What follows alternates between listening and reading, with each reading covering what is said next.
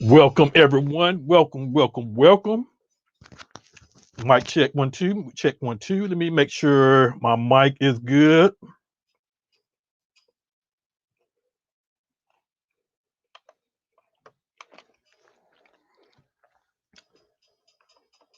Let's see. Testing 1 2. Okay, good. Excuse me. Just finished eating a little dinner. Trying to get a little dinner down. All right. Let's get started.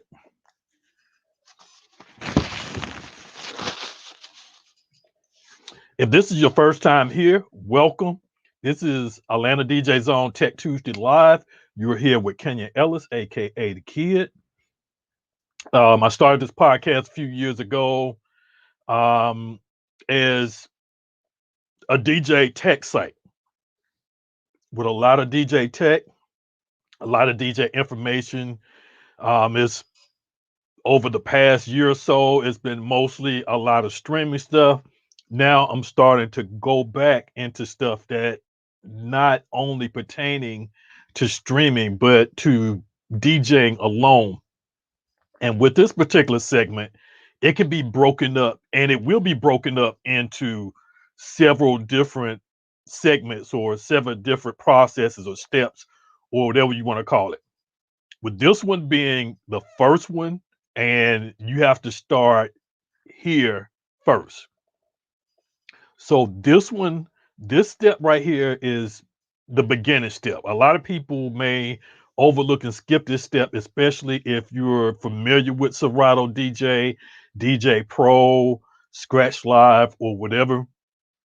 You may skip this, but I may mention something that may come to your attention that either didn't apply to you at the time, but then you think about it and say, "Oh, I didn't think about that," or you may need it for future reference, or you may need to share it with somebody else. Somebody else may be coming into Serato for the first time, but they don't know where to start or where to begin. So this is the step that needs to be taken right here that I'm going to be sharing. Now, if I'm able to finish this, and I'm going to limit this to a 2 hour stream tonight. I'm not going to go, usually I go 3, 4, 5 hours, maybe even longer. Not going to do that. I'm going to end it at 2 hours. Hopefully, if I can do it at 1 hour, that will be good. But like I said, there's so much stuff that I jam pack into one segment that I may not be able to get it all in 1 hour. So if I end up extending just the parts that I'm about to say now, the preparation part, into it take me 2 hours to get through that. Then the next step or the next segment for next week will be on crate organization and management, which I should move anyway, because either way, it's going to be a continuation. So I may just do this one just based on preparation and then answer any questions that anybody may have on preparation, which makes it seem fair, because I don't want to start into crate preparation and management and then leave people hanging where I may have given a little information, but I'm saving the rest of it for next week. So I may just save and leave that all up until that point. And then even with that, it gives me more time to get everything together, because right now I focus more on the preparation part. So let me take a sip real quick.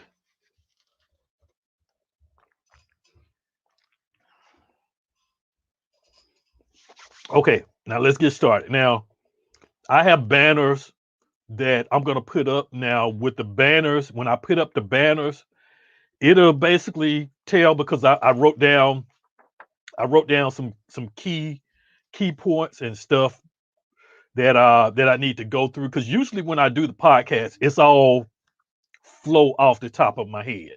It's just usually what I know, with the exceptions of maybe a few websites or whatever, for reference information so you can see exactly where you need to go or what references that that I may use. Now, what I'm gonna also start trying to do, I'm gonna start trying to put links and stuff into the comments. I'm not really good with that, put in links and other details. I don't really mess with the comments a whole lot after I'm done with the video, or much less the video itself. So I want to do a lot more editing to the video, so when somebody is looking for a specific thing, they can find it easily without having to search it for it. So that's what I'm gonna try to start doing with this video, because this video is probably going to be one that can be shared or tagged or sent as a link to anyone or someone that just started a whole lot. So this is going to be one of those videos that you may have somebody every week that's asking a question that'll be pertained to information in this video. So if you're that person today, somebody tag you to this video, or either I reference this video in a group, then the information is here. The information is here. You just have to kind of search for it.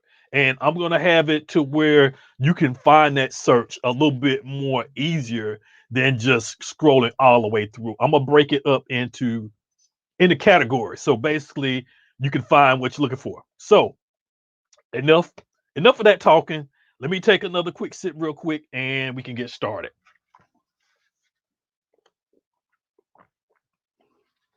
because I will be dehydrating during the portion of this video to point where I'm going to be thirsty a whole lot. Now, the first step before you go out and buy any controller or any mixer or anything related to Serato, you want to make sure that the computer, whether it be a Mac or whether it be a PC, is compatible with what you're trying to get. So the first step, it'll be making sure your computer specs, whether it's PC or Mac, will be up to date.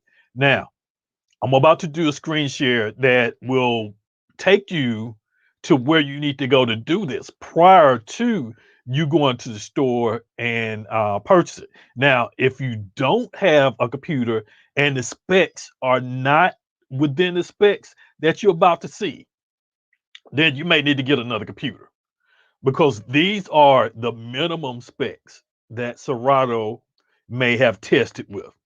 So if you're not even meeting the minimum, you're going to have a lot of issues. You're going to be doing a lot of posts. Hey, my Serato is not working. I have a Pentium 3 with 250 megabytes of RAM, and I'm running Windows 98, something crazy like that. And you know that your specs are not being met. So before you decide to get any of these programs, make sure your computer, and they say minimum, I say usually go above minimum. So whatever the specs that you're about to see now, go higher than that. And even with that, you want to go high enough so eventually, and this is probably maybe like every year, that though when their specs go up, at least your computer will be able to make it for a certain length of time before either you have to do upgrade, whether it's a RAM upgrade, or get another computer.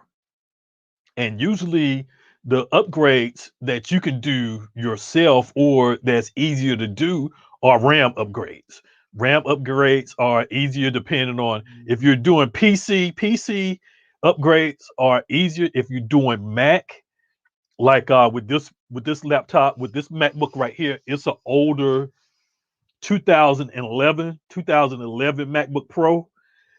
Anything early 2012 and older can be upgraded. with the RAM up to maybe 8 gigs or 16 gigs, depending on which size it is and the specs. And then there's also there's also if you have a MacBook and you don't know what your specs is, I'm gonna list a link in the comments. I'm gonna list a link in the comments that you can go to that I use all the time to check MacBook specs, and it will give you your specs as for what you have as for factory, and it will give you the specs as for the highest that you can go to, whether it's RAM, the type of hard drive you can put in there, or the operating system. It will give you that information. And just to let you know, that link is everymac.com. If you go to everymac.com and go, I'll tell you what, let's go ahead and pull that up. We're going to do that for our first screen share. And this, like I said, this is for Mac. This is not for Windows. This is for Mac. So we're going to go to everymac.com.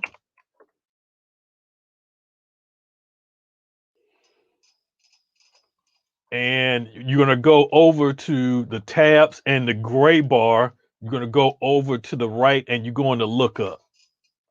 Now, what you're going to need, you're going to need your serial number. The two places that you can find your serial number on your MacBook Pro, and one is the bottom of the case. It should be laser etched into the bottom, right along the back. The other place is on your on the MacBook itself.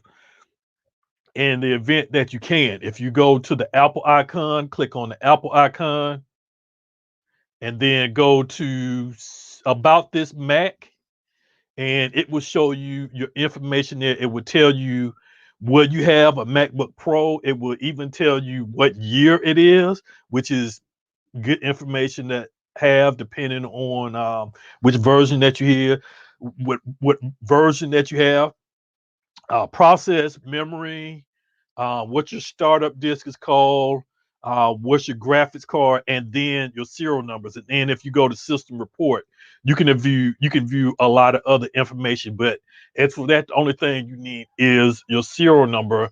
And let's see if I can get something. Okay, I got some that are already here. So I'm gonna use this one that I used before. And let me go back to my screen share. All right here. You put your information in right here, then you click on look up.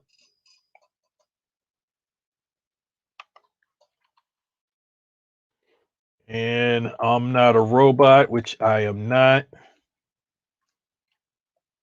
And there's your information right there. This one is a 13-inch core i7, and it's a mid 2012. So with this particular one of the issues that you're going to have is that the RAM cannot be upgraded. RAM cannot be upgraded, but the storage can. And what do you see as for the difference between when you get to a mid 2012 and newer versus an old one? The difference you can tell off the bat, it's the mid 2012 is a lot thinner, a lot thinner. I mean, you notice the difference. And the major difference is it won't have a CD-ROM slot or a DVD slot, which this one has a DVD slot. Even though it doesn't have the DVD in it, I removed it and replaced it with a second hard drive, which is another thing that you could add with a lot of the old ones. So that will be the difference. So the information that you're looking for, this particular one, to tell if you can upgrade it, I'm going to go down to RAM type. The RAM type right here will tell you. Oh, I didn't. Okay, there we go. The RAM type right here will tell you what type of RAM that you need to purchase. The RAM type and then the speed. And you want to try to stay with the same speed. If you're adding to RAM that's already in there, you want to find out what the speed is and make sure whatever you buy matches it. But if you're buying brand new RAM to replace what's in there, then you want to make sure that you get this speed. Now, standard by default, this MacBook right here come with 8, and it can be maxed out to 16, which this one, and this is a mid 12. I thought it said. Okay, so this one is a mid 12, but it's like this one. It's not the Retina version.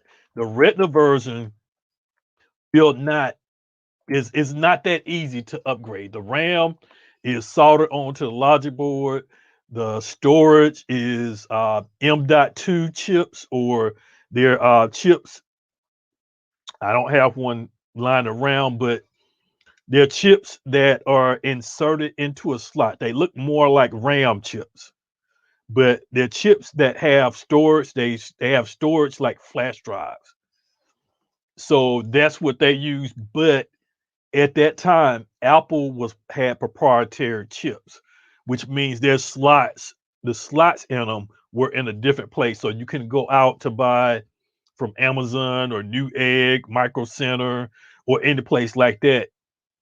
That particular one and be able to insert it in there. The slots were in a different place, and the pins were different too. So, in order to do that, you had to buy adapter, which later on they made adapters for them to where you was able to buy third party in order to go in them. So only the storage is what you can use on that one. Let's see. Besides the RAM, you also may want to check down near the bottom, and this is important too. Go down near the bottom to where it says pre-install Mac OS. It will tell you the operating system that was installed default from the factory, which, let's see, 10.7, that Snow Leopard, I think. Maybe Snow Leopard. I'm not for sure, but it was one that were in the cat category as for the lions. And you can upgrade it up to 1015, which is 1015. I think 1015 is High Sierra or Catalina, somewhere like that. It will not take Big Sur. So at that point, you can't upgrade it to that. And that's also another thing too, making sure that you have something that can be that can fit within the particular version or particular hardware that you're going to get. You don't want to get new hardware that runs on new operating system, but your old operating system won't be able to upgrade. So, like I said, the RAM, something that you can upgrade, something that you're going to need a lot of, and the operating system are probably the two most important things. Storage is not that important because a lot of people don't run don't run music and videos from their internal hard drive. So you just want to make sure that you have enough space to run whatever programs, Serato, and the operating system without it being bogged down and using up a lot of space. So don't try this. If you have a storage drive, or if the hard drive is about 250, maybe 500 gigabytes, you don't want to store a lot of music on there. Maybe music that you're going to use right then, but not a whole lot. Only if music that you know that you're going to play, but don't put your entire library on a 500 gig hard drive, especially if the operating system, and Serato is going to be on it. And that's in that case, that's another discussion where I usually do stuff from I put on two different drives, separate operating system and programs from data and music. I separate everything separate that way. So, like I said, with Mac, this is what you're gonna need. It may also apply, and will also, let me say, it will also apply to Windows too. You want to make sure that if you have any incompatibility, that the RAM and the operating system, which in this case, the operating system for Windows is not as crucial as it is for Mac because every year, if I remember right, I think it's September. Every year in September, there's a new Mac operating system. And when they do those operating systems, Serato doesn't have the time to make it compatible straight off the bat. Now, if it's an operating system where there's a minor change, then they may do an update to make sure that it's compatible with that system. But in the case that we had recently, as for the current operating system, Big Sur, it's a complete it's a complete change. It's a complete change to where not only did they have to make a new operating system for an old processor, like say the Intel processor that's on this MacBook right here, but they also came out with another processor that they're using for their newer Macs, which is a ARMS processor. M1 is the M1 chip is what it's called, and it runs completely different. It doesn't even run like a Intel chip. It runs a lot faster. A lot of people say there's been issues with that, and on I mean just with people in general having that MacBook. But with Serato has not been able to get their compatibility up to where you can run Serato on a M1 chip or with Big Sur in most cases. Some people said that they have been able to run Big Sur, but in a lot of cases, Serato said, wait, hold on, wait, do not upgrade until we give you the go. But there's been some people out there that have not listened to that rule and they went ahead and that they've upgraded to Big Sur and now they have issues. If you're one of those people and you need help, contact me. I can get you taken care of. So enough of that. That's with computer specs and computer hardware. Let me see if there's anything else on it that I need to touch up before I move on. Oh, let me go to the specs. All right, let's go to another site. Let's go to hardware. No, let's go to Serato site. Now, in the beginning, you need to know if your computer is compatible. In order for it to be compatible, you need to find out what minimum requirements that Serato is asking for their current version. Here's how you do it. Whether you're in the music store or whether you're about to buy it from somebody, you need to do this, especially if this is your first time. And if you currently don't have Serato already, you definitely want to do this if this is your first time. And you don't need an account yet, which I'll be mentioning later to create the account. You don't need an account yet to do this. Go to Serato.com. You get to this page right here. All right, go to Serato DJ Pro. Just go straight to download because what you're going to need is right there. So once you get to download on the right hand side, you're going to scroll down past the download button and go to system requirements. Now, once you go to system requirements, you're going to see, and also, and I'm gonna mention this. I'm gonna mention this toward the end, right here on optimization. So let's skip that for right now. But you have all your minimum requirements right here for Mac and Windows. Right here with this particular version, which is 2.4.5. Compatible with High Sierra up to Catalina, not Big Sur. Big Sur is not compatible yet. So hold on, just wait until they release that because there's a lot of different aspects and issues that they haven't ran into before since Serato's been out. So this is a new process and it takes some time. And you want to make sure that it's working before you decide to use it. All right, so catalyst from High Sierra, which is okay, with that MacBook Pro that I showed the mid 2012, it will work with Catalina. That's the highest it can go, which unfortunately, which is probably best anyway, because then you move into a whole different realm with Big Sur. Or it may be the point now that Big Sur may not be so compatible, so that site may not have listed Big Sur. And it may come up later to where 11.2 or whatever other operating system may be compatible with that 2012. But I think at this point, a lot of the legacy versions or the older versions of Mac, they try to stay within a certain class.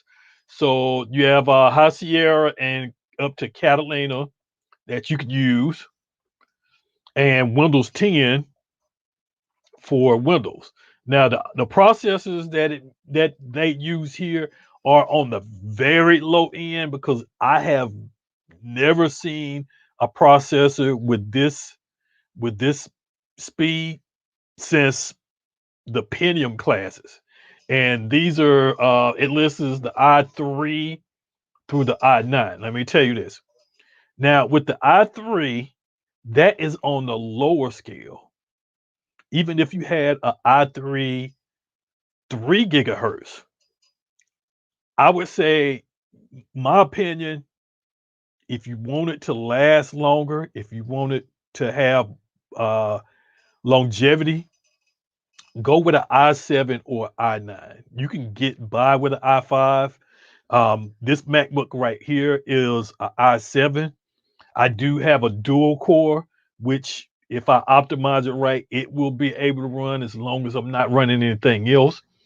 My Acer backup for Windows backup for DJing and video and such, it has an i5, and I noticed a difference between how it run and how this older 2011 MacBook Pro can run. So,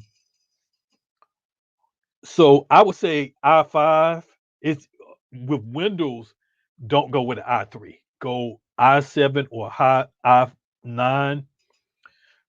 You may be able to get by with the i5, but you're gonna have to optimize it real good. And as for the gigahertz, I think they just put that there because I have never seen a computer with those speeds. So that may not really be an issue, but i5, i7, i9 with i7 and i9, which are going to last you a lot longer. Everything else, the screen resolution reply applies if you're going to be doing video. So you want to make sure that you have a good graphics card in it if you're going to be doing video, whether it's mix emergency, Serato video, or whatever. Make sure that you have a good card in there. The memory is on the low side too. I would say at least 8 gigs, which now mostly all the new computers have 8 gigs. If you have something that's older, it may have 4. Upgrade it to 8. 16 would be even better. My MacBook Pro has 16 gigabytes and it runs like a champ, and it's over 10 years old. All right, USB ports, which mostly everything newer you're gonna have, which is gonna be USB 2. Hard drive space, yep, make sure that you have enough hard drive space and that you don't load too much music on there. So if you're downloading music and you're not transferring it to an external drive, you need to do so. If you're going to be using that much music, either you need to transfer it to external drive or you need to buy a larger hard drive. Let me keep track of time. 35 minutes. Okay. All right. So and This is if right here, if you're using Serato video, make sure that your video graphics card has about that much. But I would say, yeah, and they said 1 gig. I would really go with that instead of the 384 megabytes. And so that's it as for uh, the specs that you need. Now, let me see if I need to mention this right now while I'm on this page. And where would that fall in? Okay, we'll let that be last. So right now, I'm done with computer specs. And this is all that you need on the computer specs. If there's something else that I left out, and it comes to my attention, I'll bring it up at the end. But that's it for computer specs. Let me check out some comments real quick that I have. Let's see. Serato Beta works on Big Sur for Intel Max. They have a. I have not seen the beta version. Did you get a copy of the beta version? It was okay. They just talking. All right. So it's let me see. It's 2.4, 245. Is that no, it's 2.5, 2.46 now. So is this one okay with this version? This one is support for a Denon controller. And okay, this is just recent updates.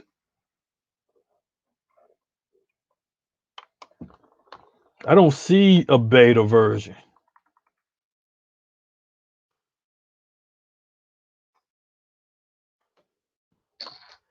So is this one a beta version?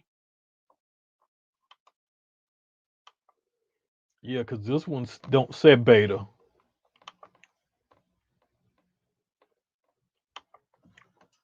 I didn't even know they had a beta version out.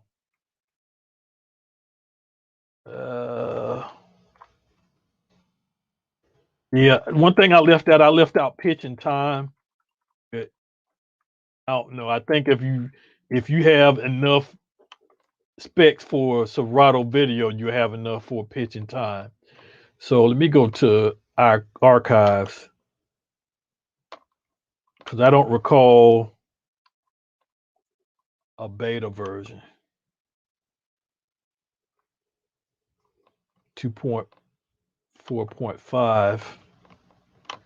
I think that one was yeah, that's for S7. For the S7.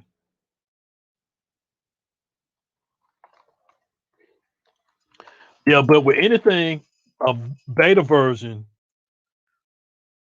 I would tell people don't get a beta version because people would get a beta version, then they would go out and try to use it. Beta versions are those that know what they're doing and are experienced in handling beta version. I mean, I would get a beta version just to play around with, but with a beta version, when they release a beta version, your chances of it working and not working will be iffy. So beta version, and you said they have a beta version for Big Sur with the Intel Max. So I wouldn't recommend it. I wouldn't recommend it to nobody. Uh, so Steven, do you have that?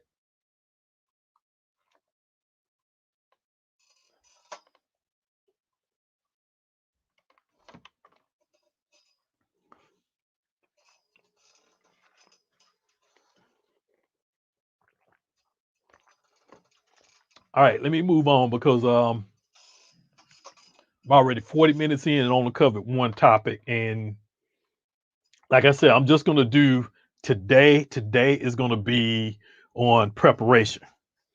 So let's go to the next. You seeing a 2.5 beta? Yeah, I had the beta installed because there's a phase update. Oh, that's the one. Hold on, let me look at it again.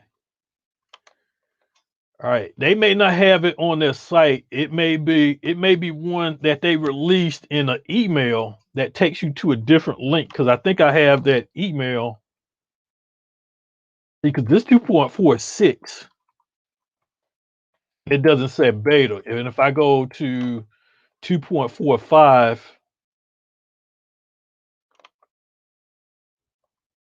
yeah, and it's not beta too. So this must be.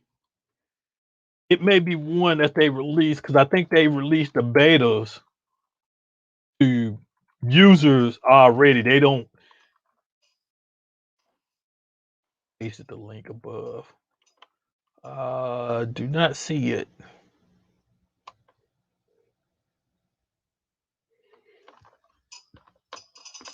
All right, let me see if I can.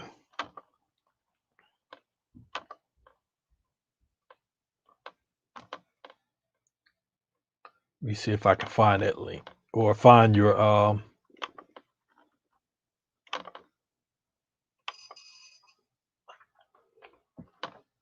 find the link that you posted. And I think they provide those in emails to people that already are Serato users or that have an account. Yeah, I don't see the link either. I'm looking at the actual YouTube. I'm actually looking in the YouTube comments. I don't see it. Looking for. Okay, yeah, they post that one. They post it for users already. They don't post it for the public. The only way that you're gonna find that is if either they send it to you in an email or you find it in the forum. So not really gonna worry about that one right now. Well, like I said, don't if if you're gonna be using, never use the betas in the performance situation, event or club or whatever, because it can go out on you. It's a beta version. They created a somewhat stable version or what they think is stable, but they can't test it in every environment. So they create a beta version that people can test in different situations outside of their labs and be able to tell them what type of problems and issues that they run into. Yeah, it may work fine for you, but will it work fine for everybody else? And that's what I say with betas. Betas, you could have 20 people that can have a beta to working with no flaws. But then you could have that one person to have one little insignificant thing on their computer to cause it to hang up and to crash every time. That's what's going to make a difference between that person and the other 20. And so that's what they need to find out. That's why they send out betas. They send out betas so people can actually test it, put it through the works, and be able to find bugs that may pop up with not just one particular person, that may happen to several different people. Uh, that's a rule, but it works fine for most people. Like I said, they just updated today with more fixes. And see, that's the thing. They're gonna keep having fixes as people start having more crashes. So they may come out with 5 different versions, just beta. That may be 2.5 point blank, point blank, point blank, point blank, until they've done enough to say, okay, I think we can release now. And even then, whenever they do a release, you may have that one or two insignificant that slip between the cracks and that start having issues. But usually down the line, as they go through maybe 2 more different versions, that is taken care of to where there's no issues.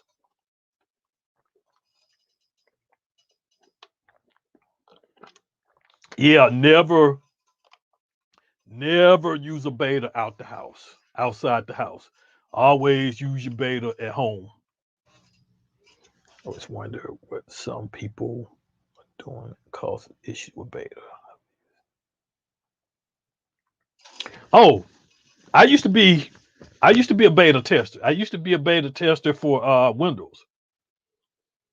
I was a beta tester for which one was it? For Windows 7. And actually I I continued to run that version until I switched over to 10. I never did, but I just used the beta version. It worked. I was able to get updates and upgrades. So, that's what I always use that. Then I finally went ahead and went to Windows 7. But I mean, with me, I was a person I can make a computer crash. I could make this one crash right now. I'm surprised I haven't as much. I know right now what would or what did. Um, I had an incompatible version of Serato, or I think that no, I had drivers. I had Rain 62 drivers that caused this computer to crash every time I opened Serato. And I'm like, man, why is this not working? This this Ryzen 7 is just as good as an Intel 7. Why does it keep crashing? Every time I open Serato, it'll say looking for rain drivers. And after a minute, blue screen, boom, gone. And it was a memory issue. I think it's an IRQ issue, which is a memory issue. That's what I kept getting every time. And I'm like, okay, let me get this fixed. And I went to Rain site and I'm like, oh, they got drivers, different drivers. I went and got those drivers, put those drivers on there, boom, work with no problem. Work with no problem. So, yeah, like I said, it can be the slightest little thing that can make it crash. But like Eric said, you never, never, never, never, never, never, never, never, never, never, never take a beta out the house unless you looking for trouble. I mean, there's people right now that are crying because Big Sur that's not working. These would be the people that will go out and do that. They would go out and get the beta version, test it a little bit at home, get to the vent, get maybe 20 minutes in, phew, crash, restart, try it again, 15 minutes, boom, crash again. You don't know what may cause that issue. And like I said, the best way you can tell whether it's the software or the operating system is the method that I use. Doing the operation, hashtag operation DJ superhero or performance dual boot, what I call it. That's the best way because it's like a brand new computer every time. You're working only with a fresh partition operating system and you only put on it what you need. But I'm not going to get into that. If you want more information about that, hit me up in the comments or hit me up after the show or whatever. That's a process that I use on all my computers, especially laptops, MacBooks, and Windows laptops. Whenever I have the space for it. All right, let me check a few more questions before I move on. Yep, that would be asking for trouble. Yeah, but like I said, what you may have a good optimized system, but one person that may have a bad or corrupted file or a different program than you, and that program looks at Serato and says, "Ugh, I don't like you. Crash, crash, crash." That's the issues that you'll have. But unless you have the exact same computer as people that's working and everything on it the same is completely cloned. Everybody computer has something different, but you never know what may cause an issue that may cause it to crash. And that's the thing. Unless everybody have either a clean or the same type of computer, it's going to vary every time. All right. What's up, C Dog? Thank you for joining in, man. I saw your subscribe. Okay, let me see what your question you said or what you said, your comment. Just check for Serato updates and it's now a legacy product. Is it okay for DJ Pro? All right, give me a little bit information. You say you just checked for Serato updates and it's now a legacy product. So are you saying that your laptop, the laptop that you're using is a legacy product? Because if it's a legacy product and if it doesn't meet those minimum specs, then you want to either, and then it also depends on your hardware too. If you have a newer controller, because the newer stuff is going to start at a specific operating system. You're not going to be able to buy a S7 or a Range 62, a Range 72 Mark II that will be able to run off El Capitan. I mean, there's hacks around it to make it work, but out the box, it won't. It may ask for at least the minimum uh, High Sierra. I mean, the minimum High Sierra, Mojave, Catalina. That's it. Especially for something newer. The hardware, the newer your operating system needs to be. So if you're running on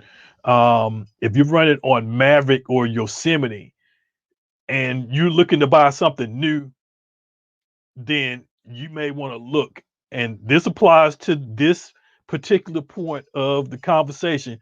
You may want to look at getting a new laptop because that operating system is not going to be compatible.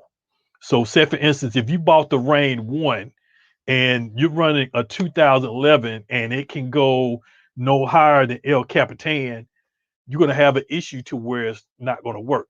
That product may not be able to run that. And sometimes it's like that to where, it's not just Serato, it may be the hardware itself will also need to run on a specific operating system. So you have the hardware, you may have Serato. Serato may be able to work with El Capitan and you may be able to use your NS7 III, but then you try to run it with your Rain 1 and your Rain 1 says, okay, the minimum computer hardware that you need to have High Sierra, and it may not work. All right, let's see. Big dogs always looking for trouble. Scratch live. Okay, I may need to get this question. Oh, that's Carlton. Okay. See, I didn't know who you was. Okay. All right, hold that question. The question that you have, hold it till later. I may um break it up and do questions in between topics, but it's taking a little bit of time. And also, if I have time, which I'm close to an hour right now, I may just have y'all to come on and we may do 30 minutes after the 2 hours of just, talk about this particular subject and, any questions that anybody have at that point. So be ready because if I finish at 2 hours, then do about 30 minutes of live chat and then we'll just wrap it up. So be ready for that. All right, let me move on to the next one. Now, finish covering computer specs. Now, the next thing that once you find out, okay, my computer will be able to run the current version of Serato, which right now is 2.4.6. You're able to run that on your computer. Now, like I said, you want to make sure that you are well over that, because over time, those processors are going to change as well as the operating system. So if you're not too far ahead of that, then you're going to be outdated real quick. But let's go on to the next topic. The next topic we're going to talk about is hardware details. All right, so after you determine your computer is good and you're in the store, you're looking to get your controller. Now, when you get your controller, you want to make sure that it is up to specs too. You want to make sure that it can run what you're trying to put it on. And really the main thing that I want to mention about this part that I want people to do, and it needs to be done at probably at the same time. You determine what you're looking to get and where you want to get it from and what you want to run with it. Because this is a mistake that a lot of people run into. A lot of people want to buy a specific controller or a specific mixer or whatever, but they don't look at one issue that each of these equipment have, and that is what licensing that you will get with that product. And licensing is another thing that I have listed here, but this license is particular to Serato DJ itself. Now, if you're looking to get a controller, and I think most of them or the hardware or whatever, did my screen freeze up? No, it did. If you're looking to get something that's under 500, usually anything under $500 is going to be is going to have probably Serato Light. And Serato Light is exactly what it sounds like. It's a light version of Serato that has minimum features that you can use. I think I've never used it before. I think I may have downloaded it one time, but never really used it. It has minimum features, and the library is limited. You're limited to what you can put in the library. So it's basically a starter version. And then if you want to upgrade to Pro, you have to buy a license for Pro, which right now the license for Pro can be $150 to $250 if you get the full blown package with all the effects and everything, all the bells and whistles.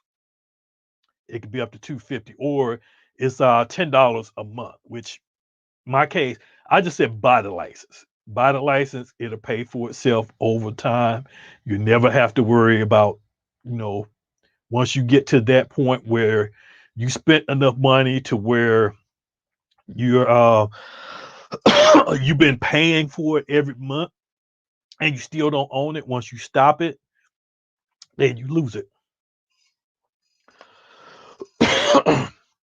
So just go ahead and buy the license because you'll be able to update and upgrade with no problems like forever. And you get two licenses. You get two licenses per subscription. Two. So if you have a primary and a backup, that's what you can use it on. If you want to use it on primary and desktop, then you're gonna have to deactivate that secondary, that backup, and use it there. There are some cases where you can use it and it will let you use it as long as you're not using them or they're not running at the same time. But in most cases, it senses what computer that you have registered because if you go into your account, you'll be able to see it. But that I can talk about that later. So right now, what you want to do is for hardware is you want to go and let me go back again so people will know where to go. Go to Serato.com, go to the main site, and then what you want to do here under products, you want to click on DJ hardware. Now, if there is a specific controller and they they they have modified this to where you can find if you're trying to find something that works with Serato out the box and you don't have to buy a license to waste to basically where it's plug and play. They made this site so it'll be a lot easier to find. You just go in and check Serato DJ Pro, and depending on the manufacturer, you select your manufacturer and your hardware type. And you may be able to, you could probably get by without going through all this because it may narrow it down. Like, say, for instance, let's see who had Pioneer probably has the most controllers out of all of them. So we're going to do a Pioneer controller that works with Pro. Now, all these controllers here will work with Pro straight out the box. And most of these controllers are going to be 1000 and up. So your SXs, S1s, which is an old one, all your S series, even some of your X.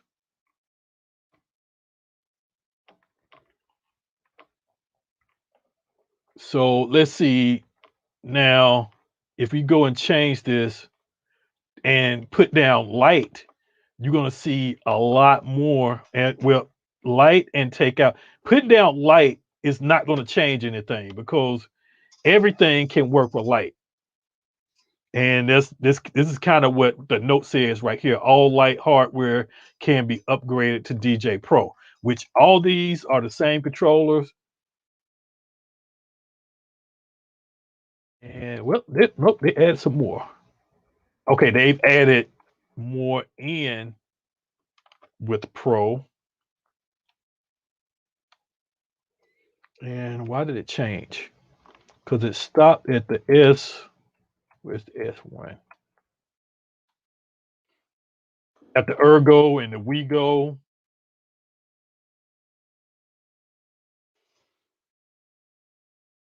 And see, these are light compatible. With the green Serato logo, that's light compatible. If I uncheck it, they disappear.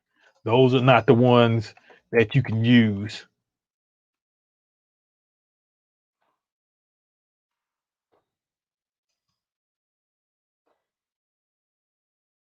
These are pro. Okay, wait. Okay, change that. These are pro. Well, no, they're both. These can mostly do pro right here. And I don't know why they have it like this.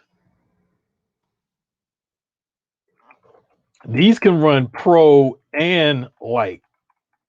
So why they just didn't keep the ones for pro? I don't know. I guess because I have to go back.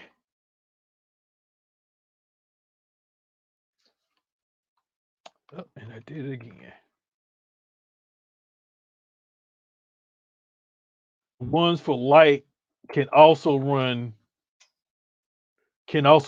both, but you're gonna have to pay for a license.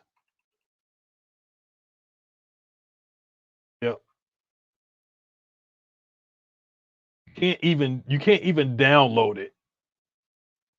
It won't let you download unless either you do the trial. Thought DJ Pro was free with this hardware. Yeah, and you need a license. But make sure any controller that you get, unless you're prepared to spend another 150 or more, make sure you don't get light unless that's what you're gonna run. Other than that, you're gonna have to buy a license. You can have a controller that runs on Pro. You buy a controller that runs light. That Pro license would not work on that light controller. You would have to purchase a license for that controller. Even if you already have a spare, you have to purchase another license. So that's the downfall to getting the cheaper controllers. You get the cheaper controllers, let's say if this one runs about 300, you're going to actually spend close to 500 because then you're going to have to buy the license if you want to make it work on Pro, in which you really want to make it work on Pro because then you have a lot more features that you can use.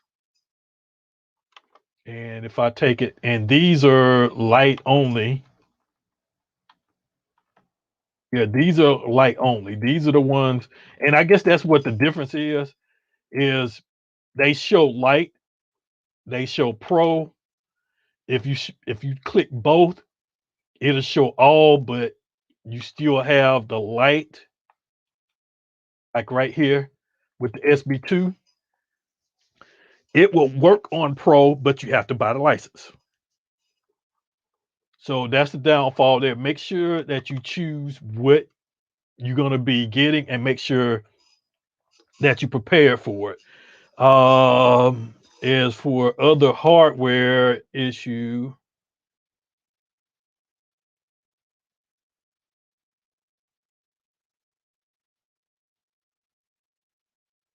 yeah, that's what I'm saying.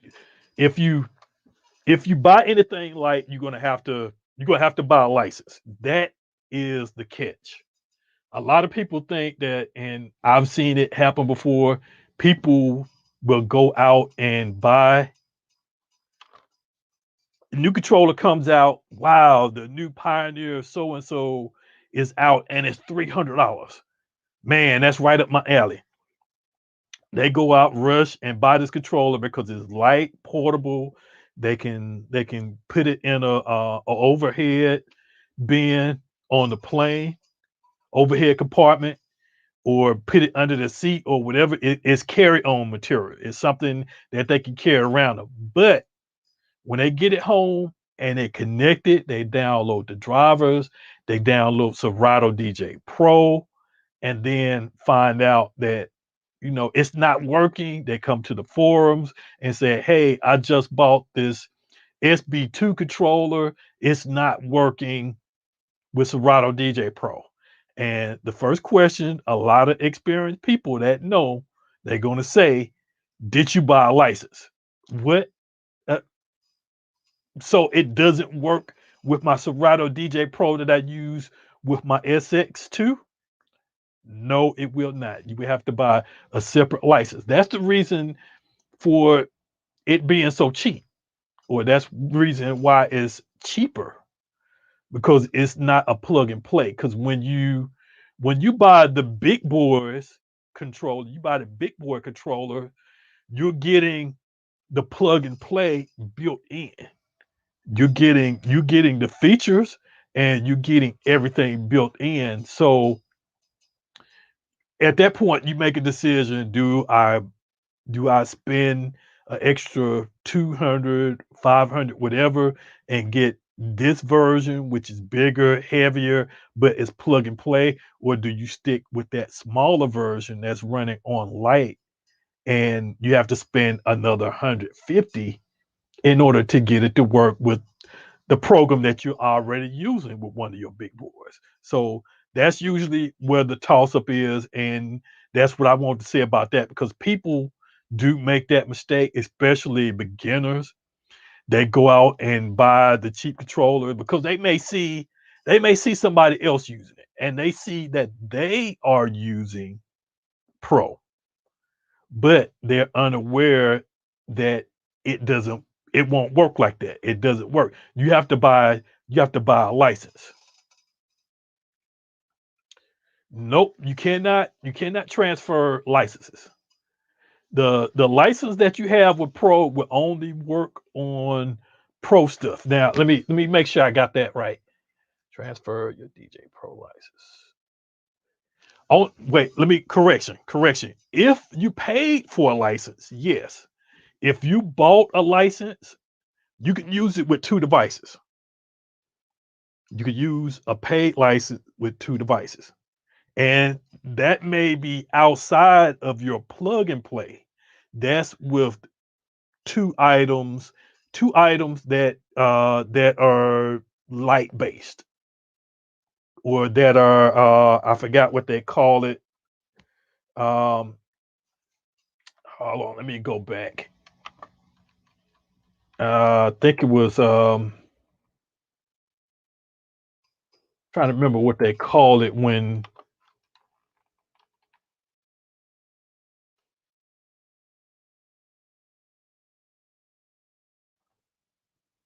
it's um when it's an upgraded version, when you have to get an upgraded version.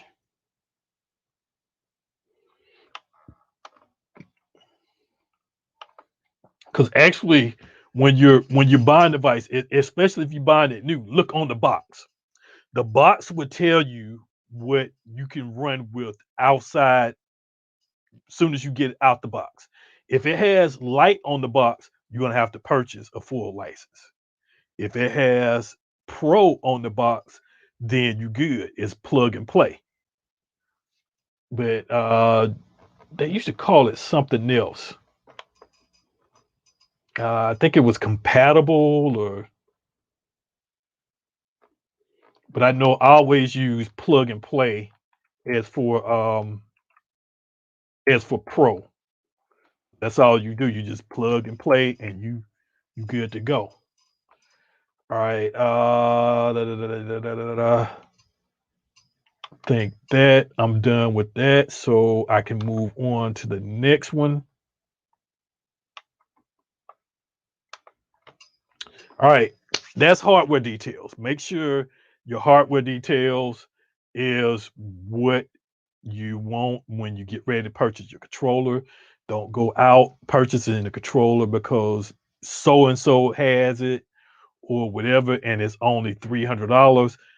There's going to be an out of pocket expense if you want to use the full version. And there's tons of stuff that you can buy that run in that same way. You can buy something and there's more accessory that you have to look. New MacBooks, if you buy a new MacBook, but you want it to connect to you want to be able to use an Ethernet cable on it, you got to buy a USB-C to RJ45 adapter, or you have to buy a USB-C hub. If you want more ports, you got to buy a USB-C hub. It's limited, and if you want to use more, you got to buy extra. And that's the same thing here. You have to buy a license. And even with now, a lot of companies are going to subscription base. And I don't really like that because you're you're paying a lot. And if you somebody like me, some stuff I may not use for monetary value or for business or whatever. And so I'm just wasting my money. But anyway, know what you know what you're buying before you buy it. Double check, make sure it's what you want before you get it, because you don't want to go through the problem of returning it when you found out that it doesn't work like you want it to work, because it's your your lack of incompetence for checking to make sure that you were getting it to work with what you working and that you knew that it wasn't going to be compatible with what you using. So make sure that you get that straight. All right, another sip up, move on to the next one because now I got two more left. All right, the next one is kind of related to this, and this is after your computer is good, computer specs is good, and you determine which controller that you want to get, and now you bought that controller, you're getting it home. You got it home, and this is mostly, well, not only first time, but it can also be somebody that has no accounts left over or don't have any activations. They've used up the two activations. So this some of this stuff may apply to post users to where they may have to do a registration or they may have to buy another license or whatever. But this is for first time. First time users, when you get it home, first thing you want to do and you may want to do this before you open it up out the box, is go to Serato.com and let's go back to it again. And I'm gonna show what my license look like.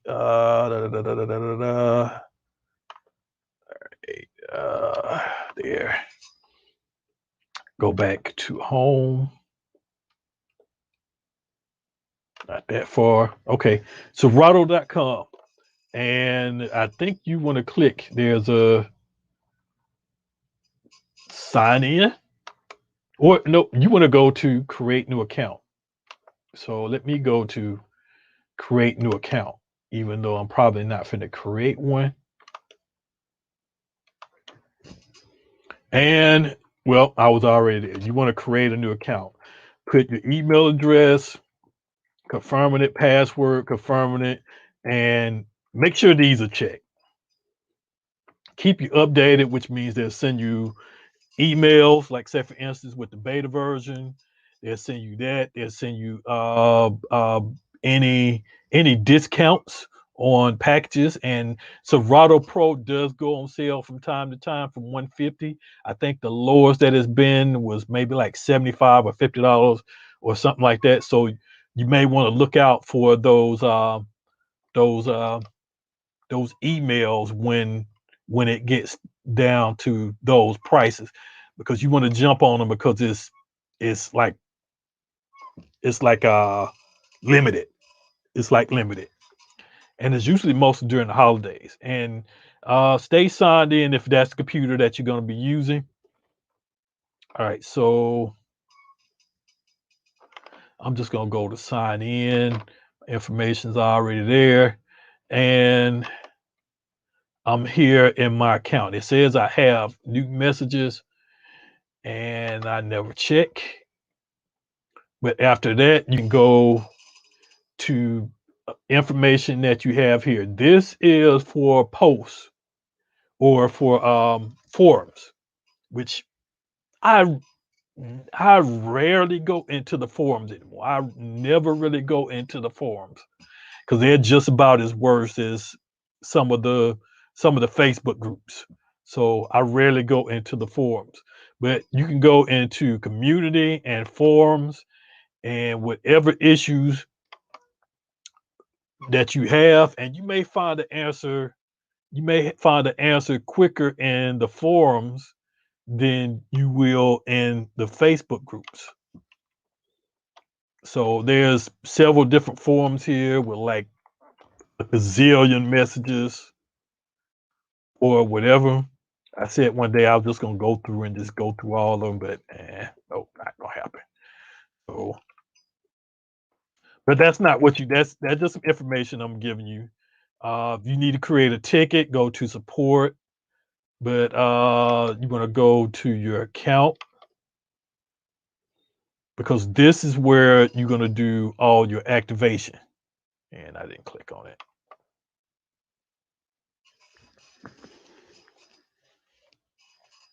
All right, you go to your account, start putting your information in.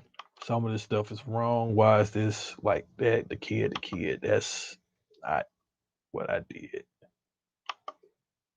All right. Uh, I'll leave it. All right. Make sure your information there. You want to put a picture. Go ahead and do so. Password change. Not gonna do all that. All right. Now, in the event, okay, I do get betas.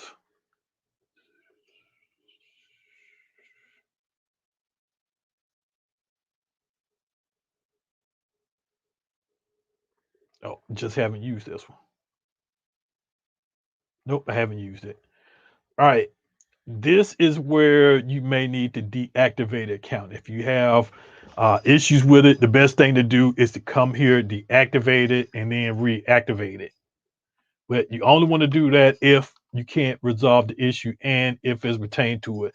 This is FAQs that really don't have anything here, just other than one question pertaining to this.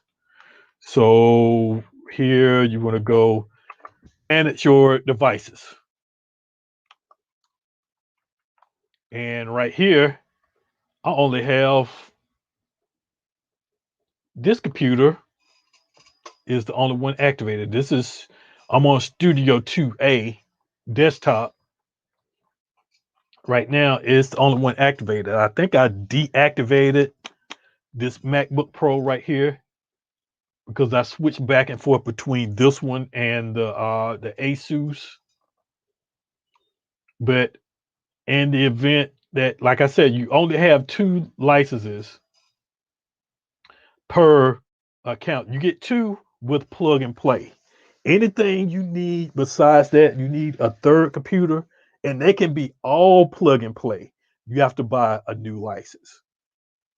So 2 devices up front, especially if they're plug and play. If you have 2 devices plug and play, then you good. If you got more than 2 devices plug and play, then you got to drop whatever amount that you need connected somewhere so that they can be able to connect. But right now, I only have 1. And these are products, and I don't usually come into this area that much. And this is for anything that I may have a code for that I may need to activate, which I don't have anything. Notification settings. All right, subscriptions.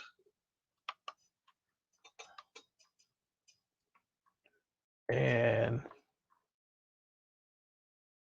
okay. I don't think I ever messed with play.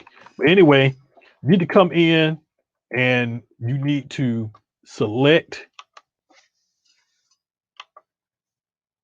you need to select you need to create an account because you're gonna need this account in order to um in order to finish the setup for Serato. All right, and let's see, I think that's about it for that. That one was pretty easy. I added that one as last minute, but I felt that it was something that was needed because, like with anything, you have to create some type of account. It links, everything links up together in one way or the other. So you have to create that account. So when you get in and your hardware and stuff connect, it sees your account, it sees your packs, your effects, your kits or whatever. It sees all that stuff under you.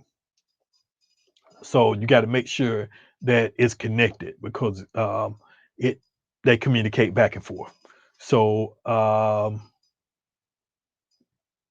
that is first time registration and license stuff. And like I said, the licenses can run up to, if you want the full everything, about 250, but just with Serato Pro alone, it runs about around 150.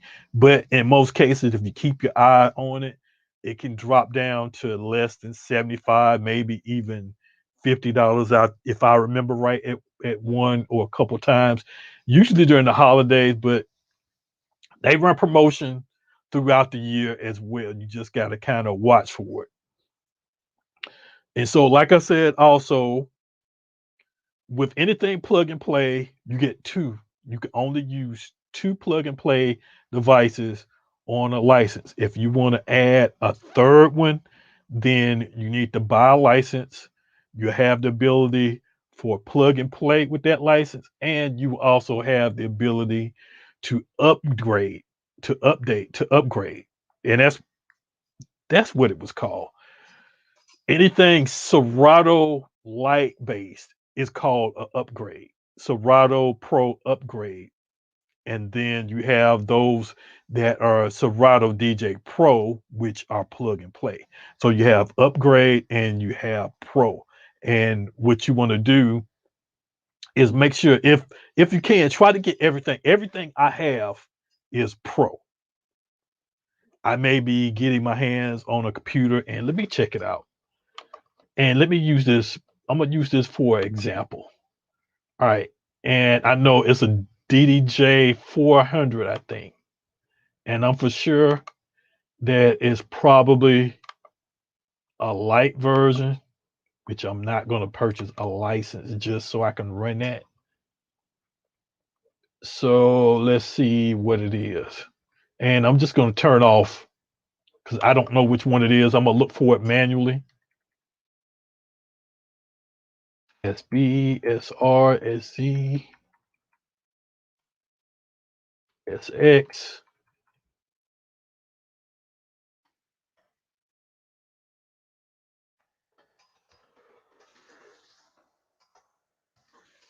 And I don't see it.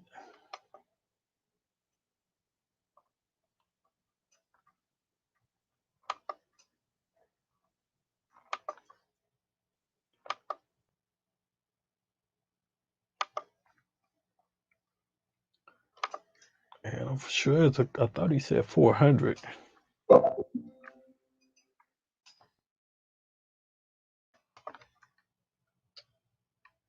Okay, these are mixers.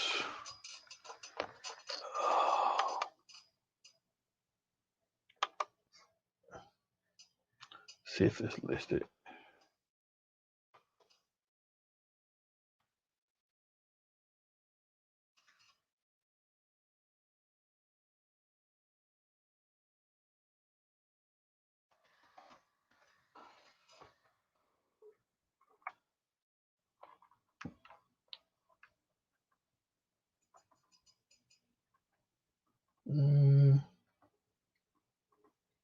Or maybe it's outdated.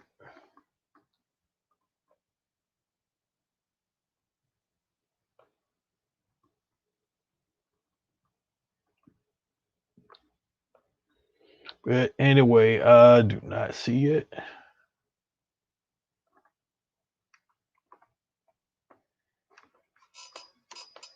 I thought he said 400. And it was a controller. All right, let me see. I see a question.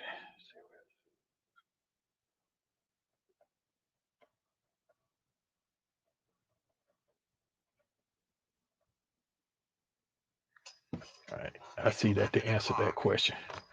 So now about an hour and a half, and I got one more. I am on track. So now that covers first time registration and license. Let me jump to the next banner. The next and last thing before you can start to load music on it is the thing that people are real bad on and that people recommend as the first line of defense to get it back operating, and that is drivers and firmware. Now, once you have your computer, your hardware, you have your Serato license, is either plug and play or your you purchase your license through Serato, you paid your $150 or whatever it is. Now you're taking it out the box, you're plugging it in, and you're hooking it up. Nothing happens. You don't get your double deck screens. You're getting your single play screen or whatever, single mode screen or player screen mode, whatever you want to call it, and it's not working. And people start pulling their hair out because it doesn't work like that. Now, a lot of people say, and I hear this all the time, well, I got a Mac. Mac doesn't have drivers. That is false. There is some type of driver or some type of download depending on the device. Now, with mixers, when you have like a 70 series or 60 series mixer, or even the Pioneer S series, there's something that you have to download for it, even outside of firmware. And I'm gonna talk about firmware in a minute. We're going with drivers. The drivers are what you need for the hardware to communicate with the software. Is a software application that communicates your controller with Serato on that computer. It makes it talk. it makes it connect. It makes everything happen. It's the drivers, it's the link, it's the glue that makes the connection between those two. It brings the bond. So at that point, that's what you need. You need the drivers. Now, depending on the type of hardware that you have, if you have Newmark, if you have Roland, if you have Rain, if you have Pioneer, if you have Reloop or whatever, there's drivers. There's drivers that you need that are compatible for Serato that you have to download. Even with some of the other not excuse me, not operating system, but DVS programs, Tractor, Virtual DJ, Mix Vibes, or whatever. There's drivers for those too that you need. And usually where you want to go, and this is what we're gonna do. I'm gonna do two sites. And I probably shouldn't do one, but I probably shouldn't do two. I probably should do one. But I'm gonna go with the two most common ones that people or the two most common hardware that people have. And one is let's go to rain.com.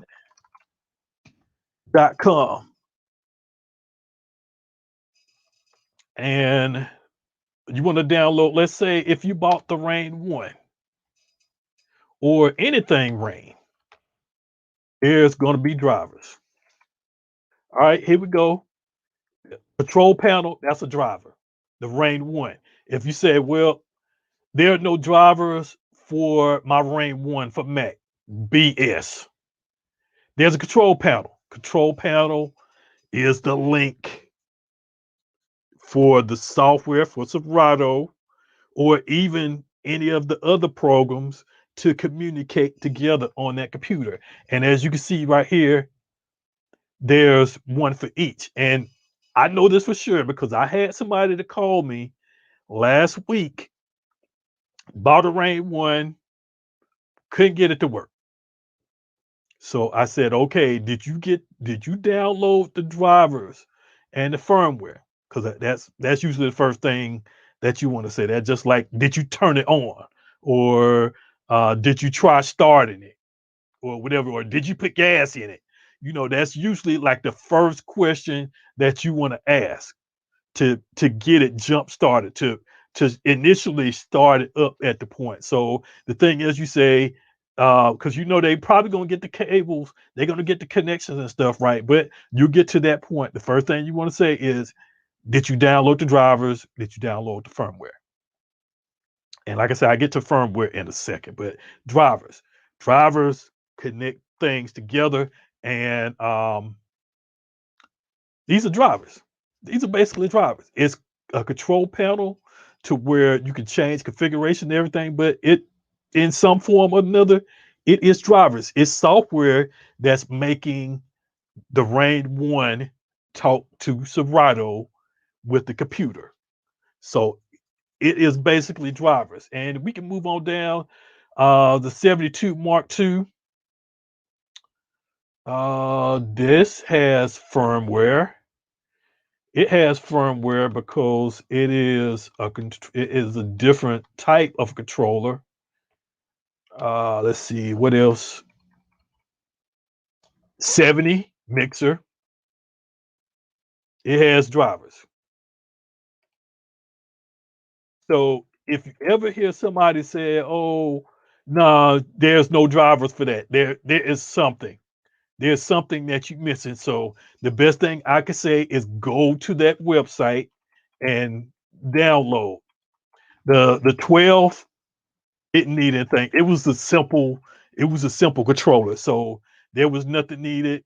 Serato had the drivers, and you do have that sometime to where the program, the DVS program, may have the compatibility drivers built into it. Sometimes, but most of the times, some things like if you tell me if it's a mixer, I'm gonna say, okay, did you download the drivers? Okay, and if you tell me it doesn't have drivers, and I'm gonna say, okay, did you go and download the control panel for it? That will be the driver.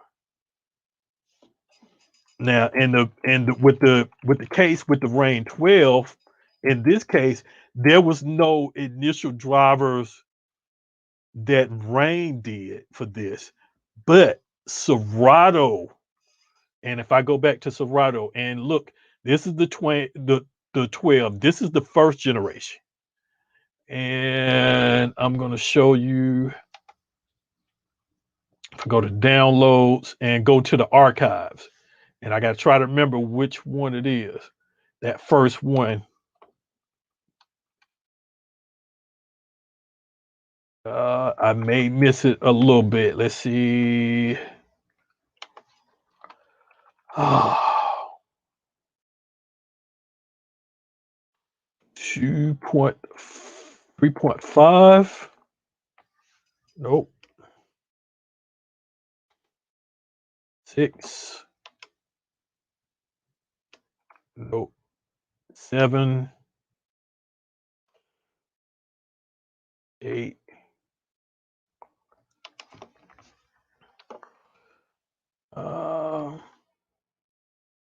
And I think it was before this, way before this. Let's go to 2.3.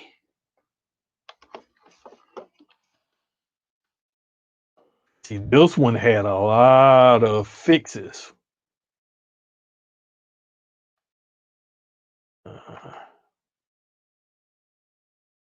And see, usually when you get hardware,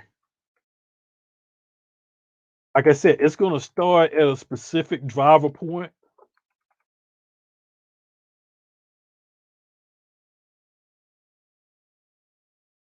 And what I'm looking for where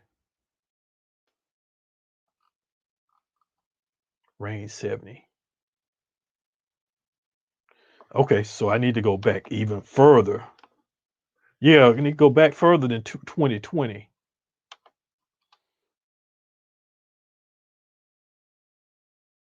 2.2.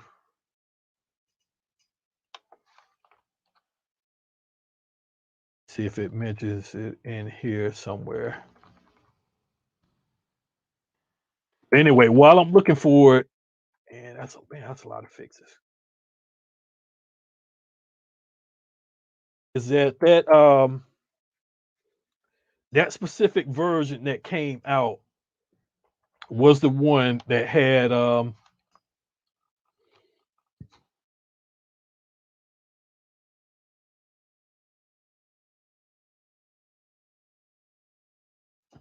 man, I'm gonna be going back even further than that. That had the 72. Let's go.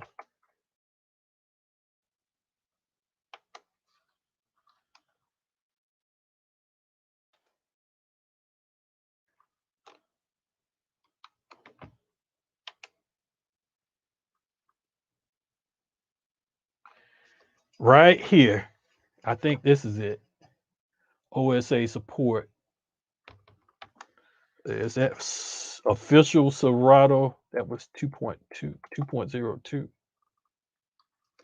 So everything from that point, and let's make sure, because usually when there's new hardware, there's a new sub version that's come out, which means the third octet is the one that's updated. That and minimum fixes.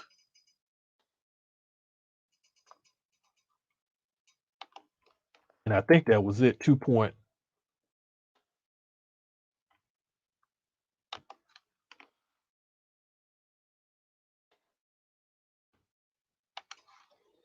Yeah, I think that may be it. 72.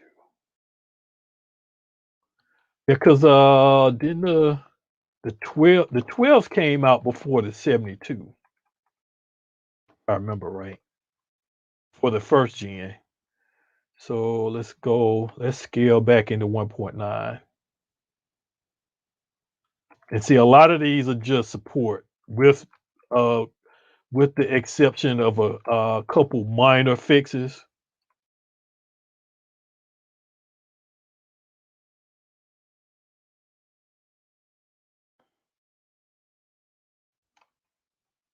As you can see, these are new controllers, new mixer, the S3.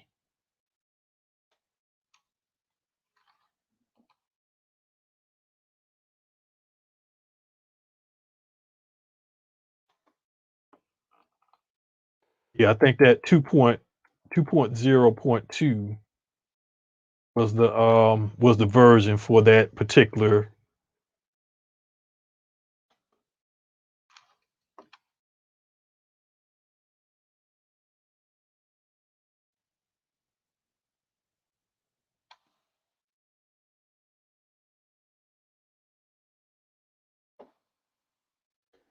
Yeah, these are real old. Uh, and let me make sure because I didn't scroll down far enough.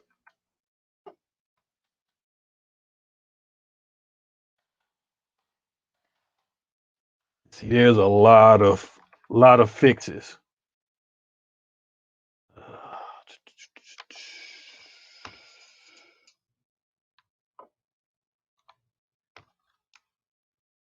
2018 March.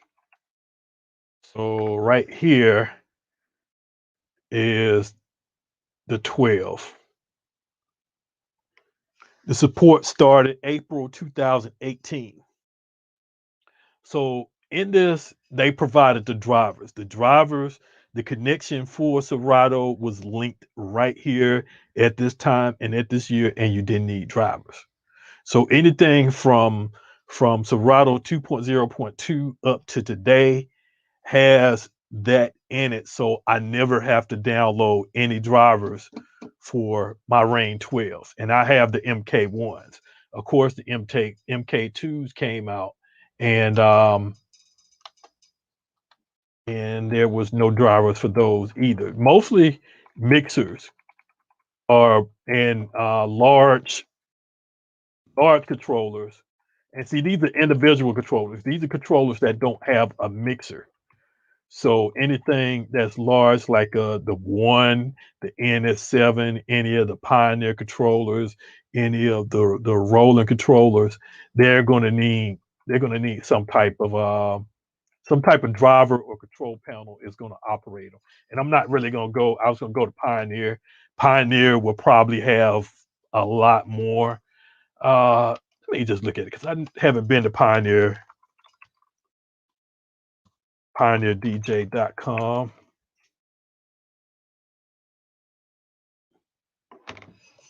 And like I said, you're gonna need drivers for a lot of stuff. Then go to support, uh, and you can browse by category. And I wonder if I'm gonna need a product. If I'm gonna need a let's do controllers.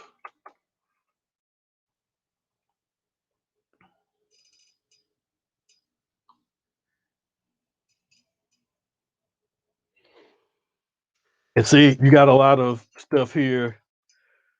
Software information. I'm not for sure. This is okay. That's a record box. So that's going to be built in. Anything that's Pioneer based. You see a lot of these firmware drivers, controllers, going to be firmware and drivers for a lot of them. So it's the same thing like the Rain One and the Pioneer. Excuse me, the Rain mixer, the 60 series and the 70 series. If you don't need drivers, you're going to have a control panel. And then you're also going to have firmware if it requires. Now, let's go into firmware. Firmware is the change of the RAM inside of that particular device. Like If there's a bug or issue internally inside the mixer or controller, the programmers for Pioneer or Rain, they will come out with a new patch or a new script or a new program or something new that changes the program to where it's fixable without the user sending it back. There are some cases where, or some cases in the past, where when people had problems, it was required for them to send it back. It wasn't to where they can create a firmware and do it. It was more that they had to do. And this was I think there was a Pioneer controller. I think it was the one of the SZ. I think it was the SC, the first generation SC, that a lot of people had to send back. The Rain One Mark One, the first generation, that was one that people had to send back for issues that couldn't be fixed with the firmware update. So firmware basically changes the internal programming inside that device. And what you have to do, and each process is different, is that you may have to hold, you put it on a flash drive, or you have it on some type of media to where the computer and the device can use it, and you will do some type of button configuration and power on and power off, so it will be able to read it, um, once it's booted. It would notice a certain key connects or key touch, or I'm trying to think of what's the word to say. A certain a certain combination of keys in order to know, hey, this is a firmware update. This is not somebody that just have their hands on a button that's in the left top corner and a button in the right bottom corner.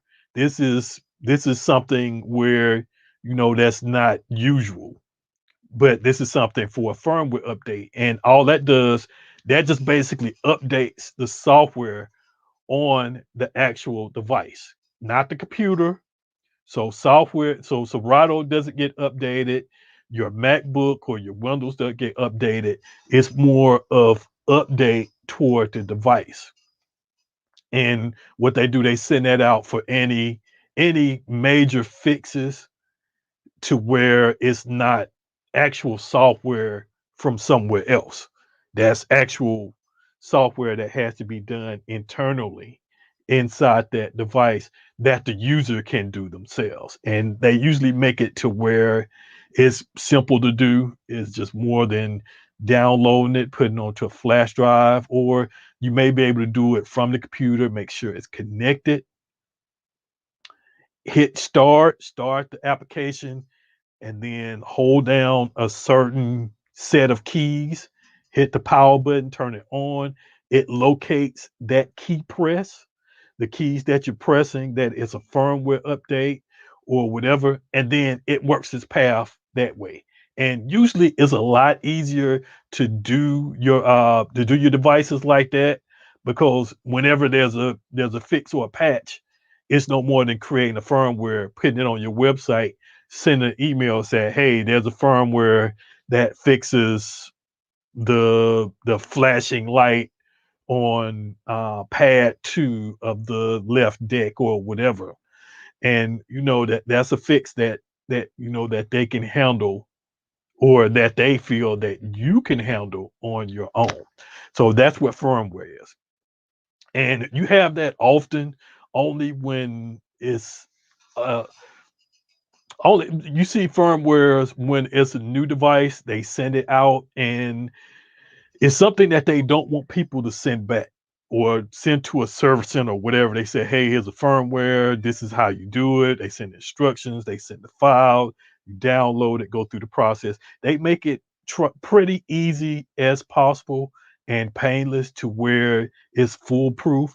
So firmwares is what you need to watch out for. And the reason why, when you ask somebody and they say, oh, it's not working, if they download the drivers, if they have installed the new firmware. The thing is, if they have a device, if, say for instance, if you bought a controller, the Rain One, it's been sitting in the house, it's been sitting in the warehouse, or it's been in the store for like months. Say it was the first 100 that came out, and say after maybe 2 or 300, that was a firmware update. Now your unit had been sitting in the warehouse that long. It hadn't been updated. It was everything after it that had been updated. So you get it, and it works fine. It works fine up to the point where people that had the 200 unit and up start having issues, but yours haven't had that issue yet. So at this point, they come out with a new firmware. They come out with a new firmware and say, hey, here's the new firmware. It should fix everything from 300, from the issue all the way back. And then at that point, before they start shipping anything out, they update the firmware on things that they have in stock so people won't have to worry about it. So when the units are shipped out, say if the firmware from the time the first unit is created is 1.1, and say that there's a new firmware that comes out and is 1.5, and they may not even jump in sequential order, 1.1, 1.2, whatever, they may jump to 1.5. And say if when you receive yours, you check your firmware, or you check the website and you see the current firmware is 1.5. Your unit has 1.1. At this point, you could update to 1.5, and it takes care of any issues that happen from the point that that firmware started up until yours was created and they installed the original 1.1 firmware. So at that point, you're up to date. You're up to date and everything is working just fine. Sometimes it's good to have the firmware, sometimes it's not. Usually with firmware and drivers and updating software, I would say don't download it unless it pertains to you. And with that being said, that's it. If and especially with software, especially new software, something that just came out. I'm like, wait, stop. Don't rush yet. Don't rush yet. Wait a minute. Just wait for the wait for the lab rats and the guinea pigs to go through and get all their issues and stuff taken care of. So basically, wait for the pawns and the rooks to go to play, like in chess. You know, put your soldiers on the front line first, and send them out, and then you go through and you handle whatever else is left. So that's just me. Sometimes I do, sometimes I don't. It depends on what device is. If it's phones, I don't, because I don't want to be with the phone that has an issue and they haven't had a fix yet. So usually I wait till like 2 or 3 versions before I update.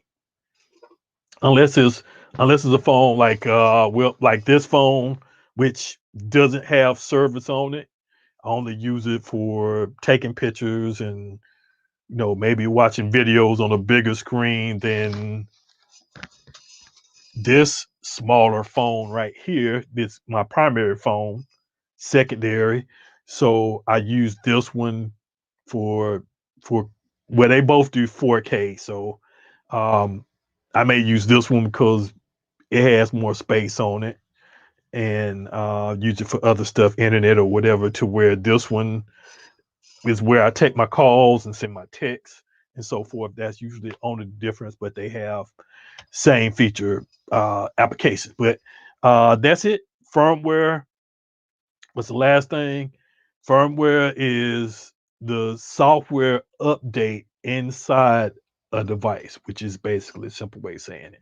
You're updating the software inside of a device. That's it. Drink.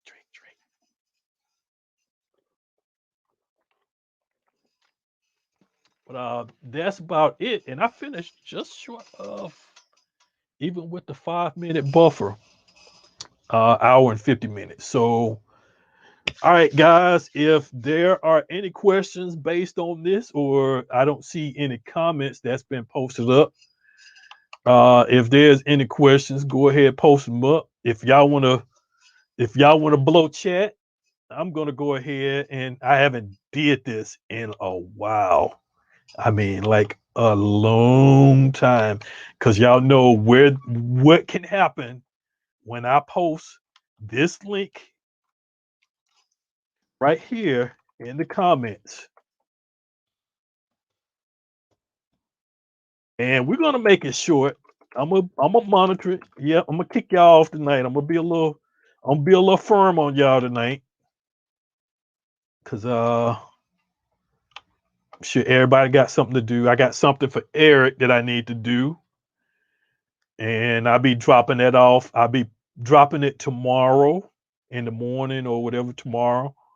Try to get it out tomorrow to you. But I'm being courteous tonight. I'm being generous. So let's shoot the breeze. Let's, if we can, keep it on this topic. So when I edit it, because what I'm gonna do now, and let me bring myself full screen because I haven't did that in a minute. So what I'm gonna start doing now, I'm just gonna create I'm gonna have two different videos. I'm gonna have the live video, which is gonna be everything full. I'm gonna download this and I'm gonna edit and chop the hell out of it. I'm gonna chop the hell out of it, and I'm gonna put, subtitles and other stuff and graphics and stuff. I'm gonna make it more visual, and I'm also gonna chop it to where people can find the different topics, which I did with the banners, but I'm gonna do a little more internally in the video so it'll be chopped up, and I can actually do this one after I finish, which by adding the banners, it made it a lot more. So right now, I just posted a link in the comment. If y'all want to come on, I'm gonna let it go for about, I have hour 58 listed. I just got an hour 58 as for how long we've been going on, and there he is. Y'all give it up for Mr. DJ Eric Prince. What's up? Hold on. How long been going on, and there he is.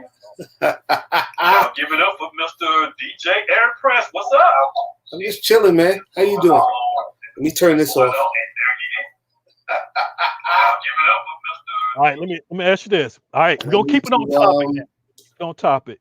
I need to do. What do you have to add based on volume on here? On what I've shared so far? What's your opinion? What feedback do you have? What is that? It's not Chrome. It's system preferences.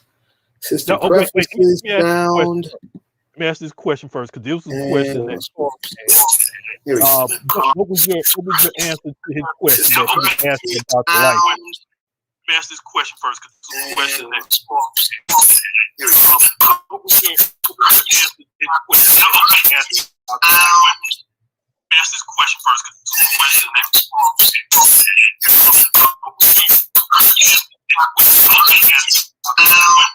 I'm waiting. Ask this question first, because it's a question that. Hold on, that may be my mic. You got feedback out there. I'm waiting. Ask this question first, because it's a question that. Hold on a second.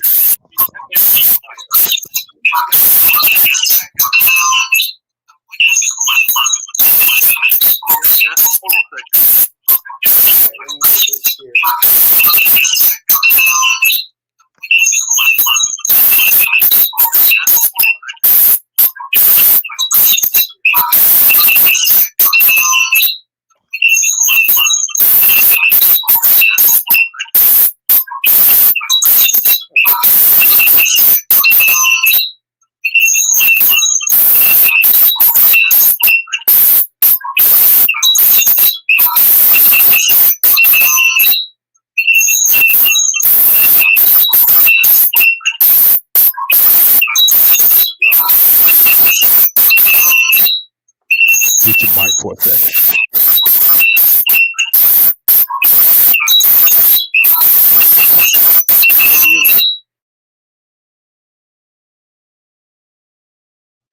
All right, go ahead.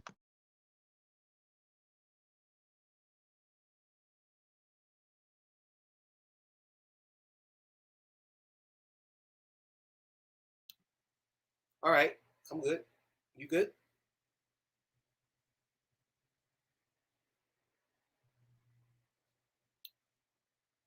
I work pretty hard because it's my job, and if I didn't do it, I'd probably starve. Because I'm ready to get down, ready to go with the best in Atlanta stereo. My man Kenyon is on the set. Let him go, people. Let's go. Because I'm ready to get down, ready to go with the best in Atlanta stereo. My man Kenyon is on the job. Let him go, people. Because I'm ready to get down, ready to go with the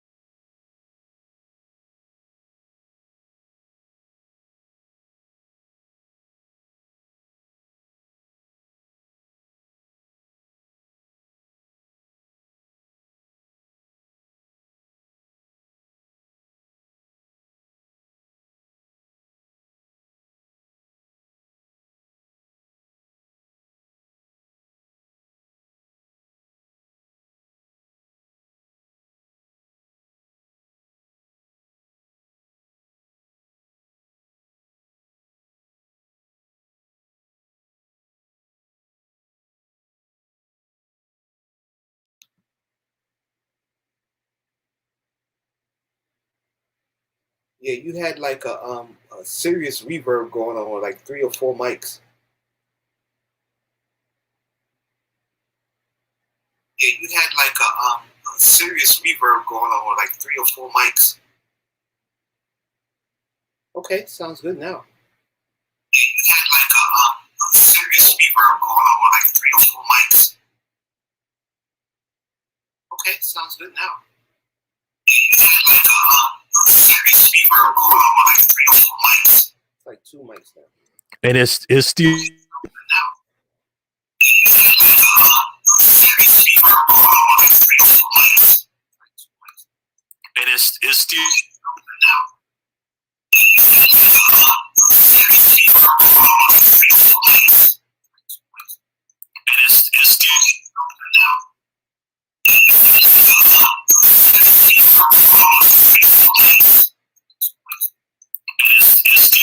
It's a loop. It's a loop.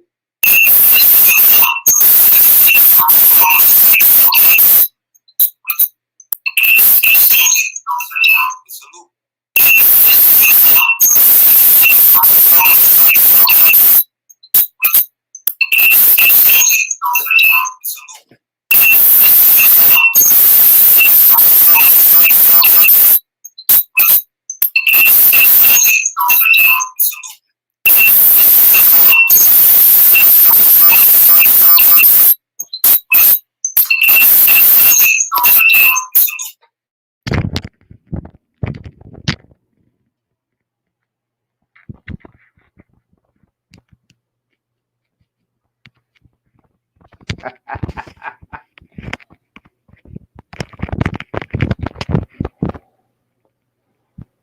See, I'm putting my headphones on now.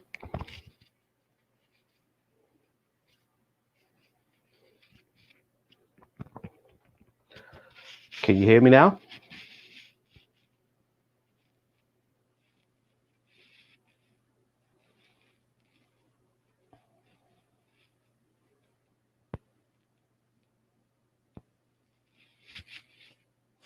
The background don't look right.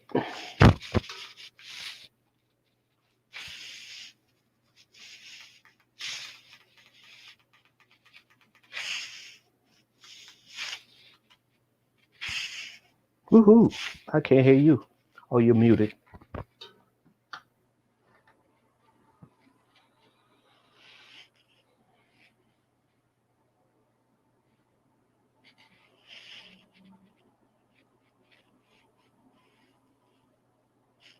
That looks good.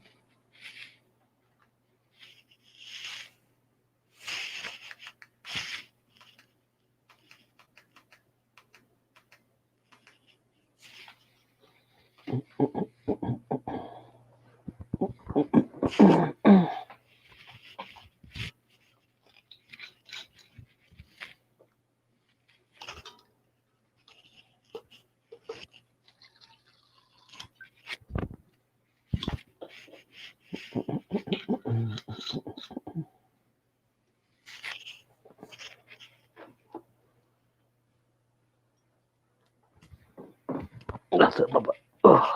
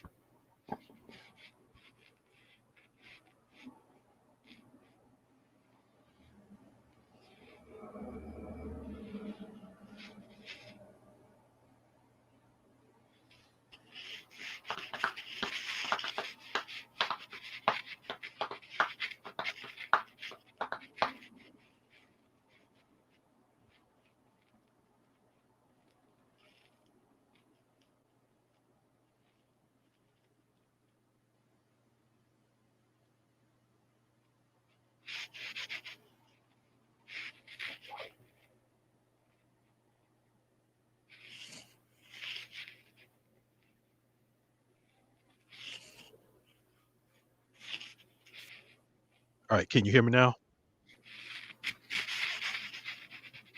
You can or you can't? No. Yeah, I got people waiting, and I just saw I got people waiting. Yeah, you should be able to hear me. Can you hear me now? Can you hear me? Yeah, I can hear you. You should be able to hear me because my mic is working. All right, got Steven. Yeah, I hear both of y'all. Can you hear me, Steven? Yeah. Yep. Yeah. Steve. Now, why you can't What's hear going me, on? Eric? Eric, you can't hear him talking? I guess he can't hear me either. Eric, I can't hear you. you can't hear either one of That's us? on his end then. Because if both of us can hear each other, I can hear him and you can hear me, but he can't hear us. Make sure you're not muted.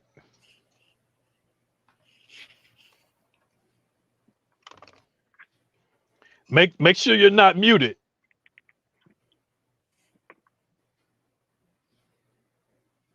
He was Well, he's talking. not muted because the mute sign would be there.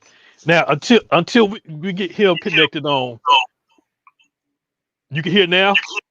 I can hear now. I had to unplug Well, the he's headphones. not muted because the mute sign would be there. Yeah. Now, until we get him. Are you using speakers? Because it's Yeah, starting but to we can feedback hear. again. Yeah, the feedback is coming from your speakers. He's not muted because the mute sign would be there. Now, until we get him. Are you using speakers? Because it's Yeah, starting but to we can feedback hear. again. Yeah, the feedback is coming from your speakers. I may need to hold on a second. Let me grab a pair of headphones. No, it ain't you. That's his speakers coming from his end.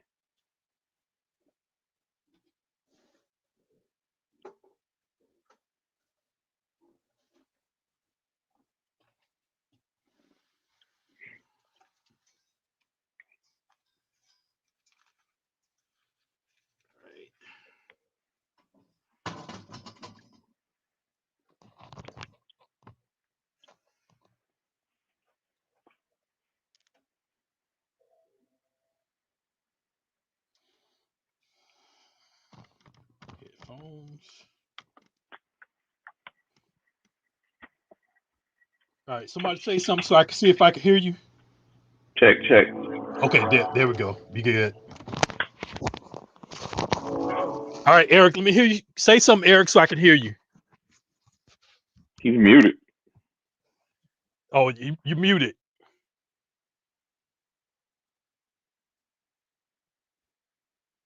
Okay, but here's the issue that I just Can you had. hear me now? Can you hear me? Yeah, we can hear you now.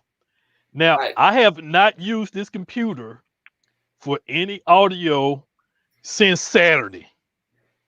So guess what's responsible for jacking up my audio? Actually, I think what I saw was happening with me is I had the audio for the initial mix coming Mhm. from YouTube up, so it was looping back on that. No, it wasn't you only. It was me too because if you listen to the promo video that I did earlier for this, you would notice that the audio didn't sound clear. It sounded, I guess, hollow. And I went through trying to change it and I couldn't figure out what it was. And even when I had my mic muted, I could still hear myself. I was able to tap the mic. I'm like, okay, this is supposed to be off. And so I kept tapping it. So Voice Meter is responsible for jacking up my audio as usual because I have not did anything with this computer since Saturday. And even when I shut Voice Meter down, it will still jack up my I'm hearing audio. you now. So what I have to do, I have to restart every time I get ready to use it. So when I recorded that video, if I would have played the first versions that I did, because I did it and I went back and listened to it, and the sound kind of went up and down as for the audio. I'm like, okay, what's going on? I went and made some changes, and then I record something again, did a sound check, and they're like, okay, it's still not right. And then when I got it to where I was able to do it because I wanted to hurry up and get that out before it got too late, and I'm like, okay, this is the best that I can do right now. I'm probably gonna have to restart or something. And usually when I'm using Voice Meter, I have to restart probably 3 times before it get back to normal. So that's my plan before the 20th is to try to find something that works better than that Voice Meter. If I don't have to use it, I may try the virtual cables again. I didn't really get successful with doing that, but that's the issue. It wasn't just you, Eric. It was me too. It was So something on the end to where even when I was muted and I can tap the mic, I can still hear it. So it was yeah, being activated somewhere I was still else. seeing it. I was still seeing the meters going up and down. I was like, what the hell? I can't hear myself here. But you know what? I'm gonna just keep going, keep plowing ahead, keep plowing the fuck ahead. Fuck you, motherfucker. I'm gonna pay my set. I'm gonna pay it. All right, guys. What did I leave out? What did I leave out based on and the reason that I added this part because I could have just started with crate organization and all that stuff. But I'm like, wait a minute, let me go ahead and put this in for those beginners because you're going to have a lot of people that's going to come into the groups and say, hey, I just got Serato for the first time. I don't know what to do or whatever. And then I can say, well, hey, here's a video that I created. Go listen to this and it'll help you out. But I want to make sure that anything that I forgot because I had been thinking about it all day. I even took a nap with it and I just started getting cards, picking up cards, and just jotting stuff down. Say, okay, I need to mention this and mention that or whatever. But all that was off the top, but it was stuff that I knew. But I'm like, okay, what will I forget that I may need to add? Well, Because I'm going to add this. Um, I may add it in later, or I may just leave it out depending on how important that it is or whatever. I just want to make sure because, like I said, I'm gonna create a second video. I'm gonna download this version and chop it up and edit and maybe add in some visuals and stuff like that to make the appearance look a little bit more better and repost it as a revised version to the live. well, dude, you have to remember, as I told you before, I was a tractor dude. I was with tractor. You know what I'm saying? Hmm. Um, I'm turntables, CD decks, tractor. Um, Carlton talked me into going to CDs because we used to carry fucking 50 crates of records with any gig we did. I don't miss those days at all. Me neither. I still got the tubs. I got one right here in sight view, and my back is just hurt just looking at it.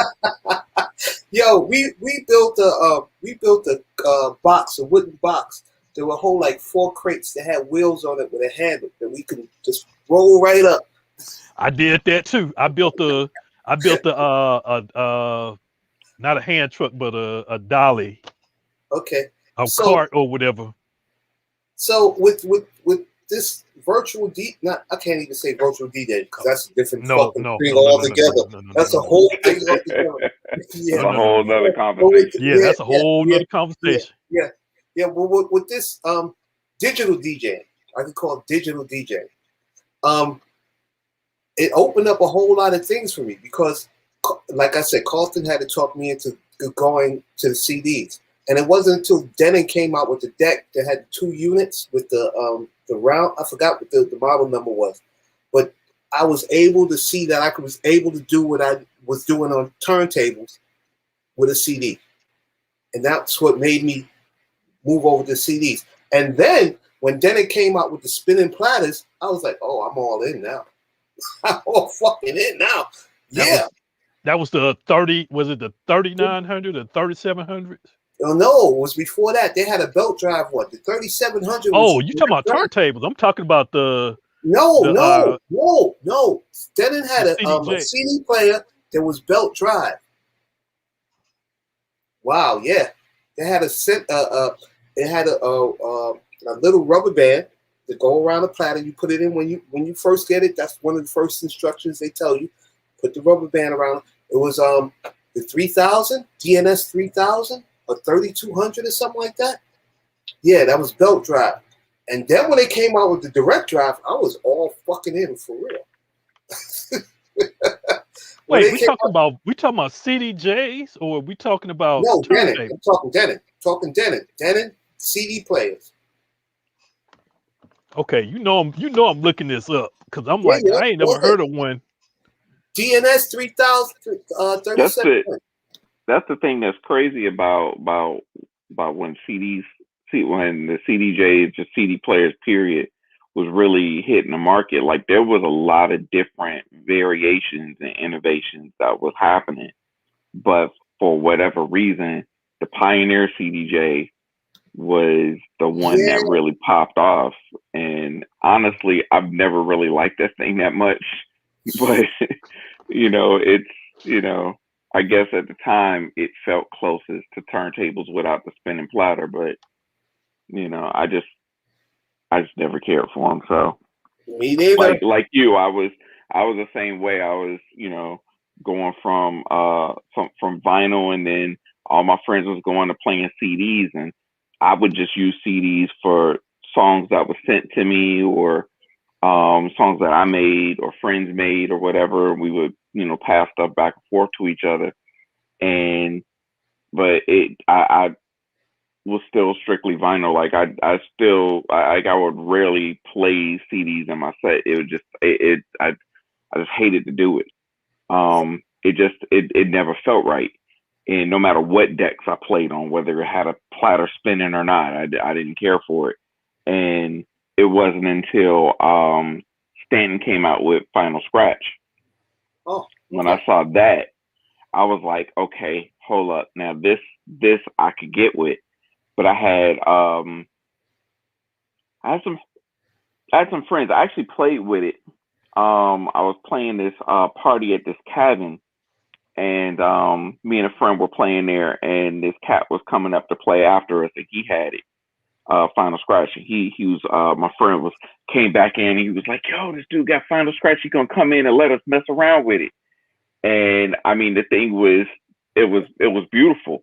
I loved everything that it was doing, just the fact that I could take this CD that I had of a song that I made, put it in the drive in the computer, and then play it on the turntable, and it felt like it was on that record. That was game changing for me. And after that, though, I knew a couple of friends that bought it, and they said they were like, the thing works great if you can set it up. Getting it set up is the nightmare because it only ran on Linux at the time. What? And yeah, when it first came out, you had to dual boot your computer and run Linux, and it would be like, I don't even know if it was like a special version just to run Final Scratch, because my one of my friends that I would have saw him, you know, how he actually set it up, he took it back so fast. He was like, "No, I'm not even doing this. I'm not messing with it." And so I was talking to another friend at a party, and I was telling him, I was like, "Man, I really want to get Final Scratch, but I've been hearing bad things about it." He said, "No, don't get that. Get Scratch Live. That's the one that you want to get." And I was like, "What is Scratch Live?" And he's like, "Yeah." He said, look it up. I'll tell you this. That's what Jazzy Jeff is using. I said, well, if Jeff is using it, then that must be it. And I saw, as I looked into it, I found Jeff talking about it, and he saw somebody playing with Final Scratch. And he was like, I love the same thing. I love the idea, but he's having problems. But then he found Scratch Live, and the rest is history. And so I bought it around, at that point, 1.2 was in the box. 1.3 had just dropped. And that was, I just did the math the other day. That was about 16 years ago. I've been on Serato ever since. Haven't looked back. Yep. I did some vinyl sets recently, and it was some of them were really fun, and some of them were a little nerve wracking. So because it's weird going back, to some of the extra stuff that you get told on the screen.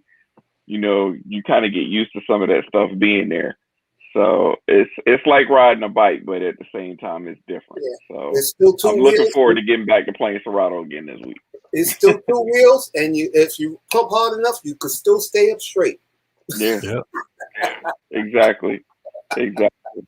But yeah, I mean, it's a different ball game, but it changed the game for me. And I remember when I first started playing with it. So me playing drum and bass, and our scene, I was the first one in Atlanta in drum and bass playing with Serato. Wow.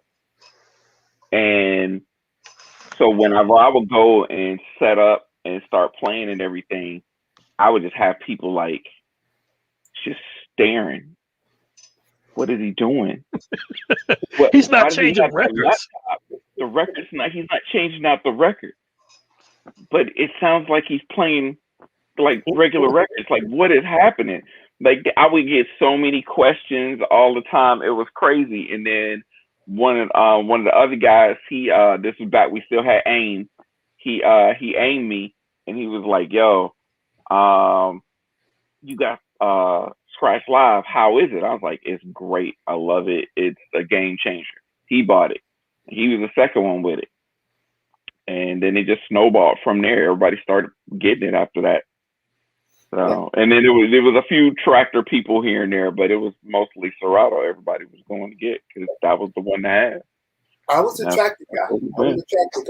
Now, did y'all know that Final Scratch was actually a tractor product? No, didn't know that. No, it wasn't. One of the, from what I heard, Final Scratch was a tractor product. Oh no, I'm sorry. Yeah, Final Scratch. Yeah, Final Scratch. Not Serato. No. Yeah. Final Scratch was the beginning. Stanton had it, and then then Native Instruments bought it, and it became Tractor, and then it went from there. So yeah, Final Scratch is the original version of Tractor. Yeah. Now, what year did you get your well, you didn't get Final Scratch. You got Serato. I got Serato. I went straight to Serato. Yeah. What was that? Because I'm looking at the release. You said you had 1.3 or somewhere around there. Yeah, whenever 1.3 dropped. I think 1.3 is the oldest version that you can actually still get the download of. Oh, you get all of it. No, I don't. I was looking for it the other day. I couldn't find 1.2. 1.3 was the oldest I saw on the website. 1.2. Let's see. I just saw it. It might be, but I when I looked at it, I only saw 1.3 was the oldest. But that's the one I was looking for because I was looking for the date when that came out. I think it was like 03 or 04 or something like that. I think Yeah, the first. you can get version 1. Hold on, let me do a screen share. I think the first time I used Tractor was like in 2003. 2006. 2006 was before I got married. Yeah, I think that's somewhere around. Oh Okay, wait, no, that's 1.0. Pro. No, that's Okay, DJ. Yeah. no, that's not. That's Yeah, Serato. I think that was somewhere around when they changed Final Scratch over to Tractor was somewhere around 05, 06, somewhere around there. That was like Something the first like that. time I used Tractor. I was like, oh, Yeah. I could do Because all of this. I remember I played a set maybe 05, 06, somewhere around there. I opened for DJ Craze, and I'm playing on Serato, and he was getting ready to play with Tractor right after me because remember he had that deal that Stanton was still involved, I think, a little bit at the time, and he had that sponsorship with Stanton, and so I unplugged my cables from my Serato box for him to plug into his Tractor box, so he could just use the same RCA, so he wouldn't have to go in the back. So, which was a mess trying to figure that out. For some reason, that was not an easy switch over. I don't know why, but they figured it out. But yeah, it's funny to me that even to this day, Serato is still not a standard club installation at a lot of clubs. Like some of them will have, like most of them will have Pioneer gear, and the Pioneer mixers now will work with Serato, but you got to have a club kit plug in. Okay. But very rarely do they have any equipment. They don't even have like a SO box just in there that you could just plug up to. It's only one promoter I know that he has all of that stuff. He asks you in advance, what you playing on? Okay, I got that. I'm going to bring it. He got everything. But for the club themselves, like their regular setup, I haven't seen any clubs that have that as a standard. Everything So what do they Pioneer. have? Mostly a Pioneer base. Yeah, they'll have box. CDJs, and they'll have a 2000 Nexus mixer. You do record box or whatever. Yeah, record box. Yeah. Because that's mostly they just what had a Pioneer stuff. That's mostly what I saw out in Germany when I was out in Berlin and Hamburg. That's what same thing out there. Yep. Yeah. Same thing out there. All Pioneer. Pioneer worldwide. The industry standard worldwide. I still don't understand why, because I honestly believe that they haven't really truly innovated with any of their gear. Like CDJ still look like CDJ 3000 still looks like a CDJ 1000 to me. You know what I'm saying? Like there's new buttons and stuff, and now it doesn't have the CD drive, but it's still basically the same thing. I'm wondering why they didn't license the patent for the turntable to spin, for this platter to spin. That would be at this point they'll never do it at this point. That would be a game changer for them. But it's a standard. Now the way the CDJ is now, they can't even change it if they wanted to, because of the look. People are used to most of the DJs are used to how those work. So if they change it, they'll lose their mind. You know, people don't like change. So we need to tell them to go back to turntables. I say that all the time. Forget that. You forget that. I tell them that all the time. Some of them probably wouldn't even know what to do with them. Look, I got a friend that when he started with CD players and then went into controllers. And I always tell him, I'm like, look, you skipped a step. You need turntables. And he used to think that I was just trying to clown him or whatever because I know how to play on turntables. But I'm like, no. What I'm saying is everything after that, it's not the same as playing on turntables, but it's trying to emulate turntables. So I know how to play on turntables, so I know how to play on everything that came after. But you can only play on what you learned on and going forward. You can't go backward unless you learn how to play on turntable. So, so he ended up buying a set and realized what I'm talking about. Well, he played with mine first, and he's like, okay, yeah, I see what you're saying. This is different. And so he ended up buying a set. What's that one you holding up? Bruce Johnston's Pipeline. Pipeline. Wow. Doom, doom, doom, doom, doom, doom, doom, doom, doom. Yeah, I wish you was local. I'd be over there trying to rip all them crates. Just let's record everything. Make MP3s of everything. But also one thing I say, these young guys, they don't want to learn the hard way. They want to learn it easy. Well, you get us that generation though. Yeah. I think that Rain 1 is gonna push a lot of people out. What do you mean? Seems like now everybody want to get the Rain 1. Everybody want to get the Rain 1. Well, everybody liking shiny and new. Yeah. You know what I'm saying? So, it's the new shiny toy.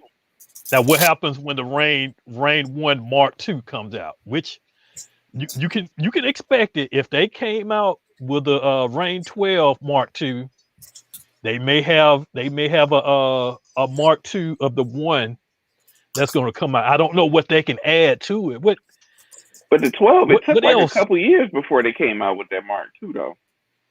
It wasn't that long, because when I was looking up the information about the when they started the drivers, or when Serato had the support for the Mark 1, that was in 18. Yeah, that was in 18. I went back trying to, And then the Mark IIs came out last year. So it was a couple years. 2 years. But usually, hey, look at how long. But it's a small update. Yeah, well, think about it. They came out with another one between there. They had the Mark. They had the Rain 1. Minor. You keep counting that as a revision. They moved a port. They literally moved one port. They sold it. They sold it like it was a brand new idol.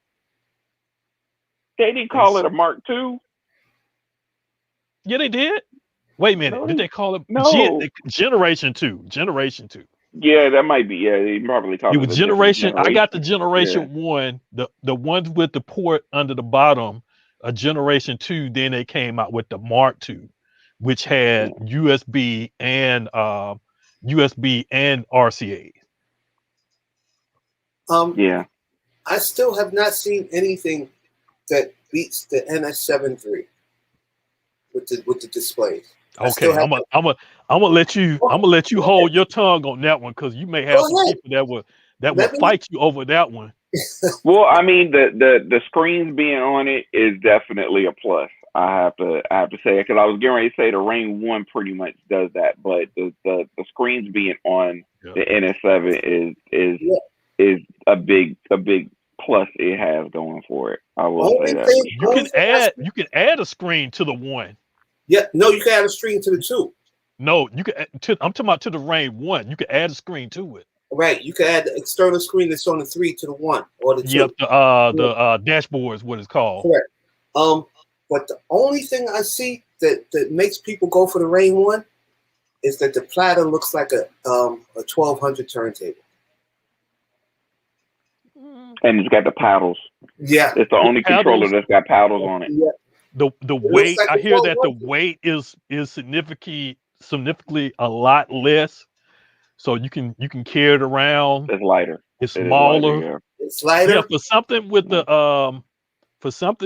with moving platters, that is it's real not much light. to it inside. Get you a case. Get you a flight case. Now let me mention this, Eric. There's a base, or there's something inside of the NS7 that you can take out to make that significantly lighter. I've seen people that actually done it. I haven't actually thought about doing it because I don't carry mine that much, but there's like a weight inside of it that you can take out of it. And I don't know what it's in there for, but and I think it may be the bottom panel or something on it that you can remove, but there's something that you can remove out of it to make it a lot lighter. So Yeah, look, well, I'm gonna go on record and say this. If Pioneer comes out with this, then Pioneer has won the game. But I don't think they'll do it, but I'm hoping they will. They need to take what they did with the 1000 SRT or 1000, either one. They the exact same thing. Take that, do what they've been doing with the last few products they've come out, make it work with Rekordbox and Serato out of the box.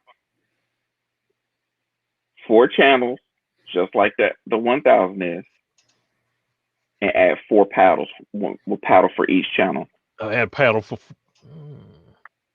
and Now here's the still thing. have and still basically take a S7 but make it 4 channels, but in a controller, you, and paddle, put that out, and they will win the game. But As they you are not going to do it. if you're talking about paddles, you're talking about the pads The for little flips, effect- the the little effects flippers, the little Mhm. effect flippers that are at the top of the channels on that Oh, S9, okay. to and enable S7, and disable S11. effects. Yeah. Okay. Yeah, Okay. yeah. Now Yeah. this is based on what you just said. I don't know about, because a lot of people, well, a lot of common DJs don't use 4 channels. If you take Common DJs, what? common DJs. He said common DJs. You know who I'm talking about. You Or mean what I'm hip hop talking about. DJs? A They lot only of use people 2 don't channels use. typically. A Yeah. lot of people don't use 4 channel. A lot of them say that 2 is enough. You're not going to do that much mixing. Now, with what you just said, if you add the paddles and integrate that additional that feature that's in, I think it's the S11, to where you Mhm. can do a 3 and 4 mix without having to have a second channel, third and Mm-mm. fourth channel. Nope. That won't work. I don't want that. I don't want that. That ain't what I want. I want 4 individual channels on the mixer, and I want a paddle on For each each one of those yeah. channels. Yeah. But the thing Because is, see, how they have to do it. It's not going to kill the game if they don't do it that way. And the reason it won't being kill the is that game for everybody. It'll kill the game for some. listen, the Rain 1 already has 2 channels on a controller with the paddles. They gotta take it to the next level. Now they already make 4 channel mixers. They already make 4 channel controllers. I had this debate with a friend of mine, and I showed him like 3 or 4 different mixers to make my point. He was like, it's not enough space. The mixers on the controllers are super narrow. Yeah. All they got to do is widen it just a little bit to make space for some extra stuff on there. And they can fit all of that stuff on there, and it won't look cluttered. Basically, all I'm saying is make a 4 channel version for the mixer space, 4 channel of what they do for the S11, S9, and the S7. And that alone, that's a little thing. It's like, I'm talking, this is like the next Madden comes out and everybody goes crazy of it. Little bitty detail that would change everything. And people would stop talking about the Rain 1 probably, unless they are the hip hop battles DJs that want to have the spinning platters and only 2 channels. Then there's something for you. That's the Rain 1. But for everybody else that actually uses more than 2 channels, there you go. See that right there. How many people do you, or how many DJs do you have that uses 4 channels? I know a lot of them. In dance music, there's a lot of them. A lot of them. You don't notice. That's where you would need to market it. You don't know. Right, but see, this is the problem. See, those DJs are used to the 4 channel mixers that Pioneer already makes, where they have an effects button, and you have to assign that either to the master or to one specific channel. And they don't know, and then there's no pads, so they don't understand the benefits of having those pads for the cues unless they use a controller, and they don't understand the benefits of those paddles, because nothing they use is have paddles, because most of them don't use 2 channel mixers. So they've never used the S11, S9, Rain 1, Rain 70, 72. They've never used any of those. So they don't know the benefits of those paddles. Put that on there and they will go crazy over it because it's game changing for them, because you're now putting something in a space that they don't ever have or have never had. Because that's why I was trying to explain to my friend. I was like, you don't understand the benefits of these paddles because you never played with them. You've never seen those. It's a huge deal to be able to trigger those effects as easily as you can with those paddles. You can literally just flick your finger and it's on. Versus having to move your hand over here to hit a button or something like that. It's super simple. So it'll be game changing. Now I'm gonna tell you. Go ahead, Eric. Go ahead. Going back to the 4. Wait, hold on. You jumping off. Let me add something to what he said, because go ahead. I see a point. Now, what I was saying first, I'm like, okay, a lot of people don't use 4 channels, but if you marketing to those club DJs that have like 4 sets of CDJs, and see, that's the thing that I was saying. Why are we still selling CDJs? Why is CDJ still being available? Because there's a market on for festivals and the touring circuit. There's touring circuits that still buy, especially the ones that cost what, $1,500 to $3,000 a piece. I'm like, who's buying this stuff? What's the number of that mixer that has like 8 channels on it? That's like super wide. The V10. Yeah, I'm like, who's buying this stuff? And then they made a controller.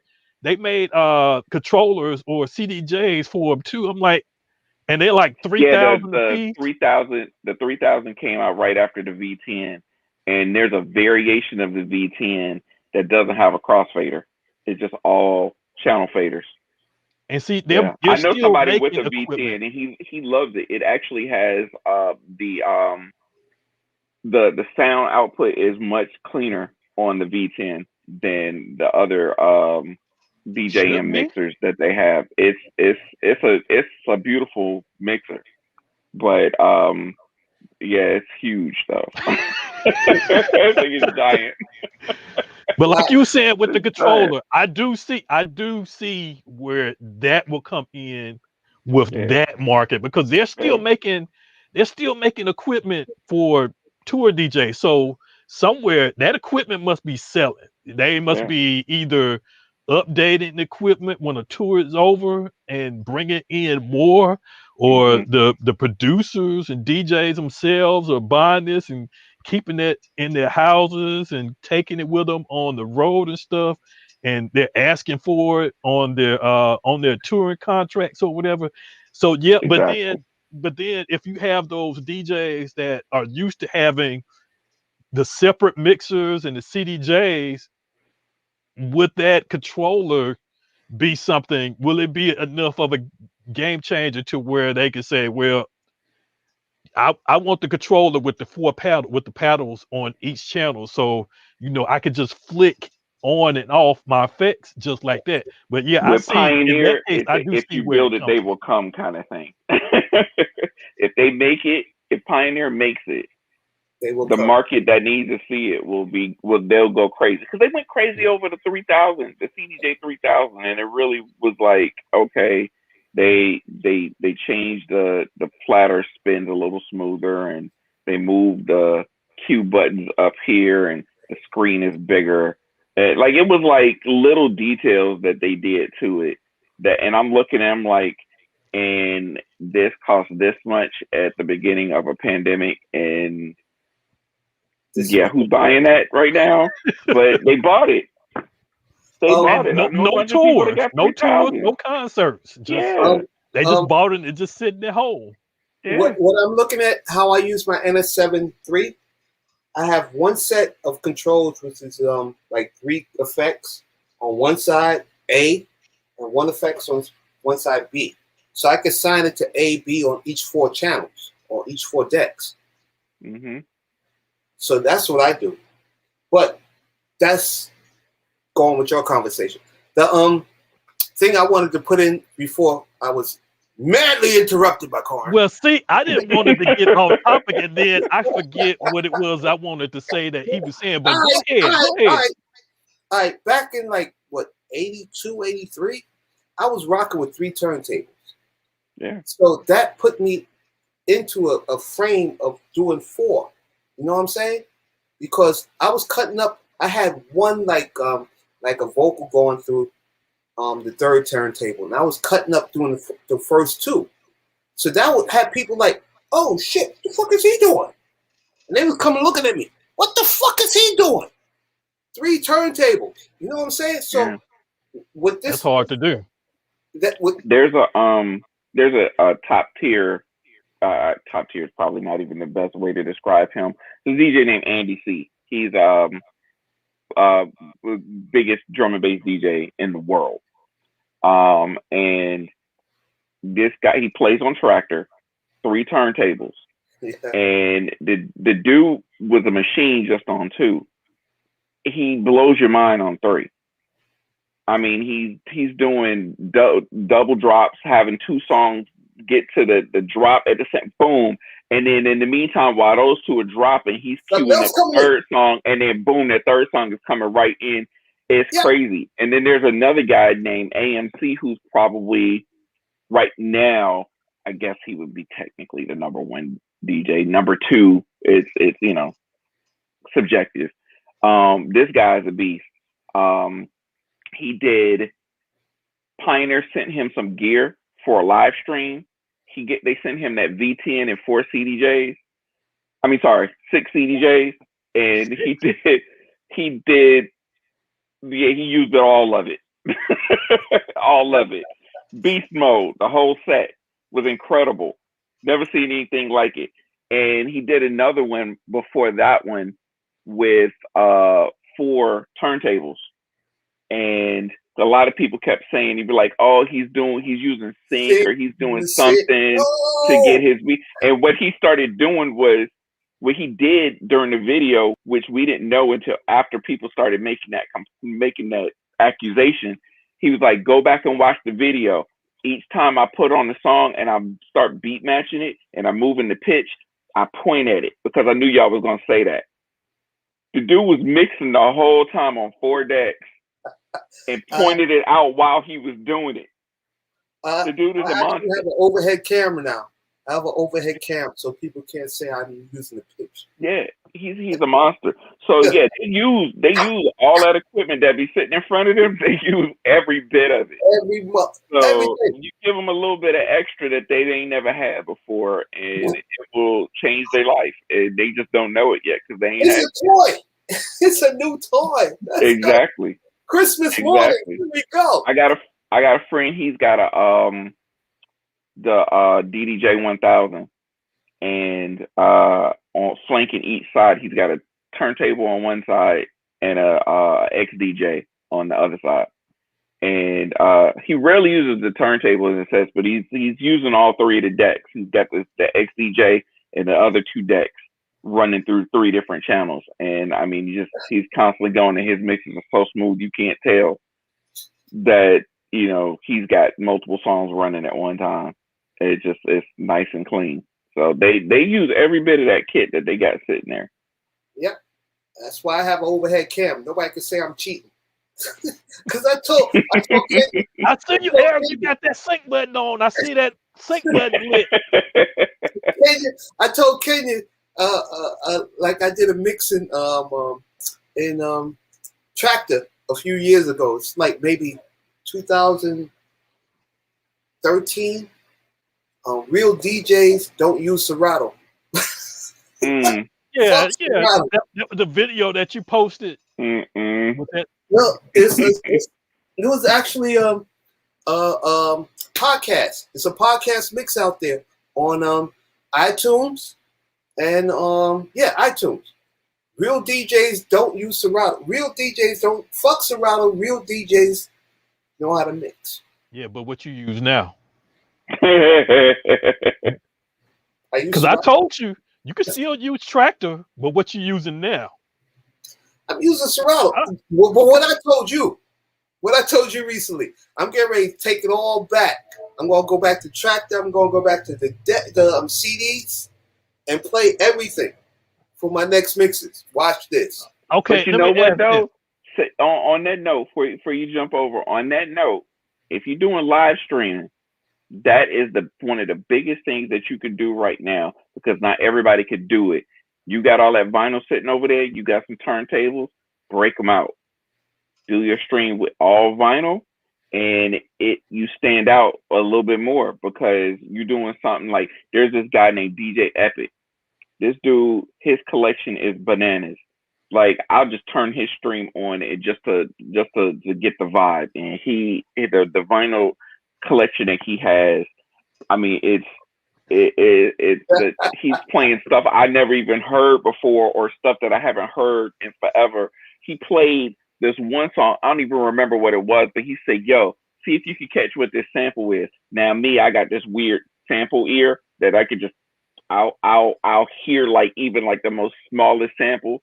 And he played the song, and the sample basically was boom, ding. That's the whole sample.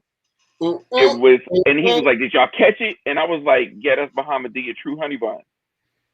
And he was like, and then I put it in the chat. He was like, yeah, he got it. And then he tried to juggle it. This dude got 2 copies of the song. I don't even know what the song was. Like, his collection is that deep. So he really stands out because he's doing that. He got the overhead cam, so you can see the vinyl on his deck. So I'm telling you, you got that stuff, break it out, play it. Stand out. People were going bananas over me playing vinyl sets for the last couple weeks. Steve, all my vinyl is in storage. I got like 30,000 pieces of vinyl in storage. Do you do regular live streams? Yeah. Go get it. No. Go get it. Go grab you a couple crates and then turn that shit is work. That shit is work. This shit is easy now.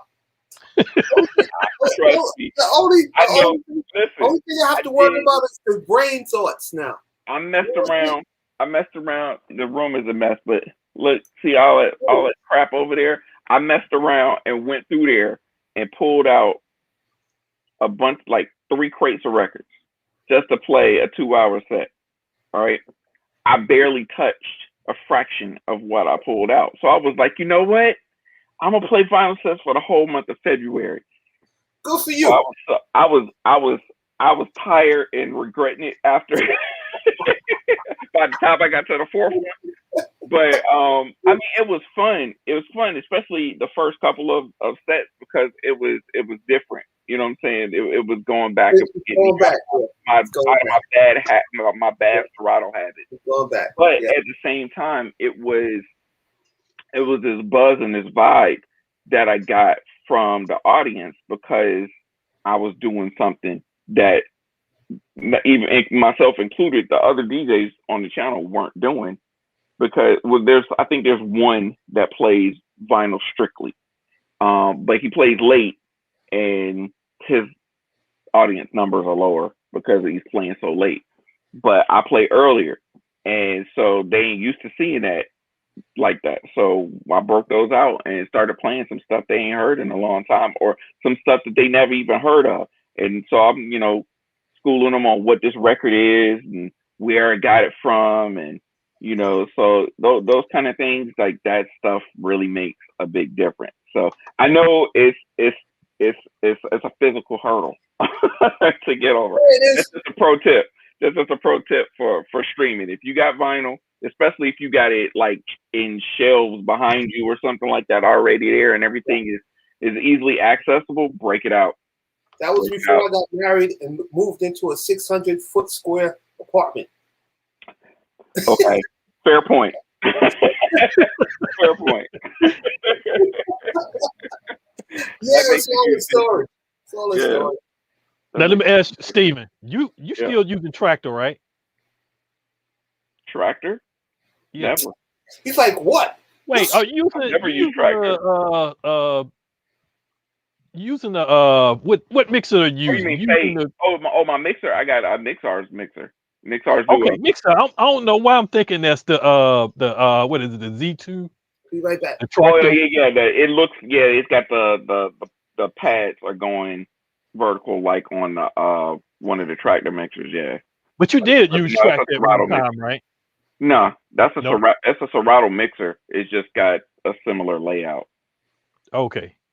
Because I was watching your videos. I'm like, oh, I thought he used Serato, but I had forgot about that particular mixer. I'm like, it looks like tractor because you had the effects, and I couldn't get a good look of it. I was just looking at the layout, and you Yeah. had the wild flashing. Oh effects yeah, all and my stuff. graphics. I'm And like, stuff. oh, I'm going blind. I can't see. Yeah. I go a little crazy with the visuals sometimes. Trying to dial it back a little bit with the green screen and put more of the effects behind me instead of having stuff in front of me. So, but yeah, that's why I try to have an overhead cam too. So if you're talking about when I did the Women of Hip Hop stream, that one I rearranged this room, so I had to like set up a camera set up real fast so I could do that stream, and it wasn't set up. I really hated how that setup looked, but yeah, at the bottom I did have like my overlay had a video and it was like flashing stuff, and yeah, that one was a mess visually, but the set was fun, which I guess is what matters. Was it did you do a vinyl set, or you didn't do a vinyl set on that one? On that one, no, no, the vinyl sets that I did were drum and bass sets because I got a huge section of stuff over there that's just drum and bass, and then there's another section. Everything is like separated by genres, and some of it alphabetized to actually be able to find something with all that stuff over there. Man, you got me you mentioned something about pulling out vinyl. I'm looking at the two calyxes full of vinyl that I got. Well, they're not full, but they got enough vinyl in it. I probably got maybe about 3,000, somewhere between 3,000 and 3,500 that I collected. It takes you back. Steve, Yeah. you play a lot of drum and bass? That's primarily what I play. All right, I'll send you a link in a second. All right. Let me get it up. This is because I don't know if Kenyon told you. I run record pool, Sure record pool. I thought he knew that. Mm-mm. Yeah, Sure record pool's been going on since 1976. The guy who started it up, Bobby Davis Jr., he passed away maybe 10 years ago. So I picked it up. So let's see if I got that link here. And so it was a record pool that started with vinyl, right? It started with vinyl, but we went digital because everything was turning digital. Yeah, you kind of had to make that switch after a while. Yeah. So yeah. So I helped to make it that. Was hard to find those pools back then, though. Yeah. I looked all over the place trying to find a vinyl record pool locally. Yeah, Bobby. It wasn't many. I think the closest one to me was in Memphis, and that was kind of hard, you know. There was one here, but their membership, they were limited on how many people they would let in. And that was the same thing with Bobby Davis. He was limiting how many people he was letting in. Okay.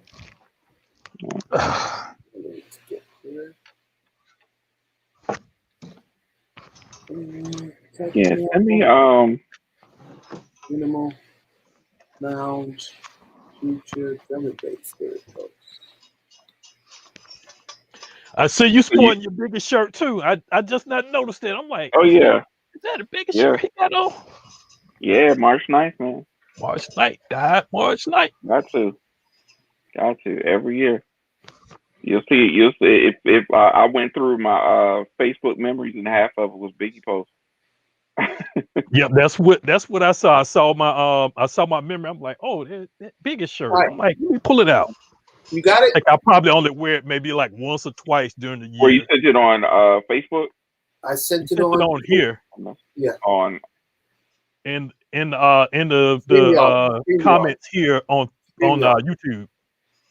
I just saw it no, I post get. up. You know what though? I think only King can post the links in there. Cause Nope. wait, I see it. I see it in the private section. Yeah. Okay. Oh, okay, you did in private. Oh, wait a minute. What is this? That should be at least maybe 50 joints there. Some this week. Drum and bass is only good in Japan. Hilarious but true. We have a subsidiary that's in Japan, so they play all the drum and bass stuff. So I give all that stuff to Japan. Yeah, we got a big scene here, and I won't say big. We have a good scene here in Atlanta, and we were actually picking up a lot of really good steam at the end of 2019, and had some really big stuff planned for 2020. And actually in the U.S. period, there's a whole drum and bass U.S. drum and bass Facebook group that that they that's been started, and they had a whole drum and bass 2020 campaign that was going to things was going to pop off, and then COVID it killed a whole lot of activity.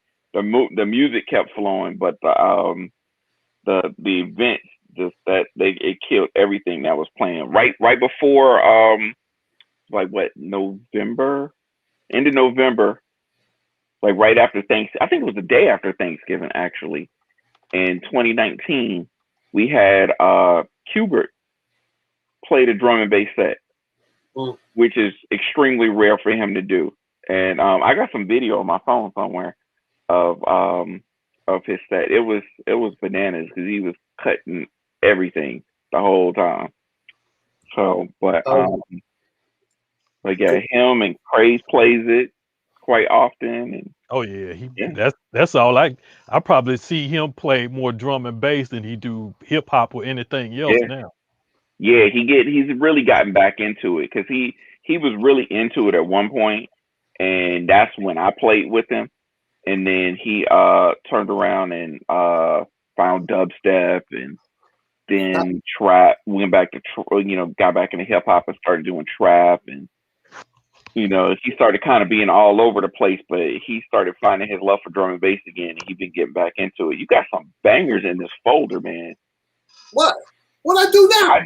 No. I just opened a folder you sent me. I mean, I have a lot of these, but I know the tunes just by looking at the titles. There's some bangers in here. Yeah, that's what I sent out to Japan. That's going out to Japan this week. That's drum and bass. Dubstep, we usually keep to the U.S. for holidays. I give that a dubstep bonus, maybe 200 MP3s, because dubstep, they don't put out that many dubstep joints. But yeah. Yeah, dubstep is in a weird space right now. They're basically where drum and bass ended up in late 90s when they started saying drum and bass is dead. Which was never true. It just went underground. They tried to commercialize it like they tried to do hip hop. Yeah. And it was still small enough at the time that there were still gatekeepers, and they were like, no, we're not about to let you do that. And then all the mainstream, so I said drum and bass is dead. Then it's dead. Nobody's doing that anymore. So if I get some drum and bass, I'm gonna send some links to you. Okay, is that good with you? Sure, definitely, absolutely, appreciate it. Okay, no problem. Yeah. So it's a separate.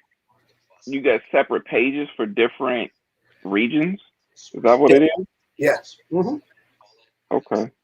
Yeah. In America, we do urban exclusives, which is soul and R&B, and then we do house, which is like deep house, soulful house, electro house, progressive house. So is it like a specific pack, like with this folder right here? you just send that out to the To, members to of those particular region, or they yes, just get that whole folder? Okay. yes, that whole folder is going to the director of the Sure Japan. So you can you can almost call yourself a 1/9 um Japan director, because that was 1/9 of the folders I sent him. Okay. What did I send him this week? Hold on, let me check. I sent him a lot of stuff this week. I sent him DJ tools, which is all like uh, acapellas, instrumentals, and Mm-hmm. stuff that he could use, that they could use, from electro and techno and stuff like that. I sent Mm-hmm. them Bass House. You heard of Bass House? Mm-hmm.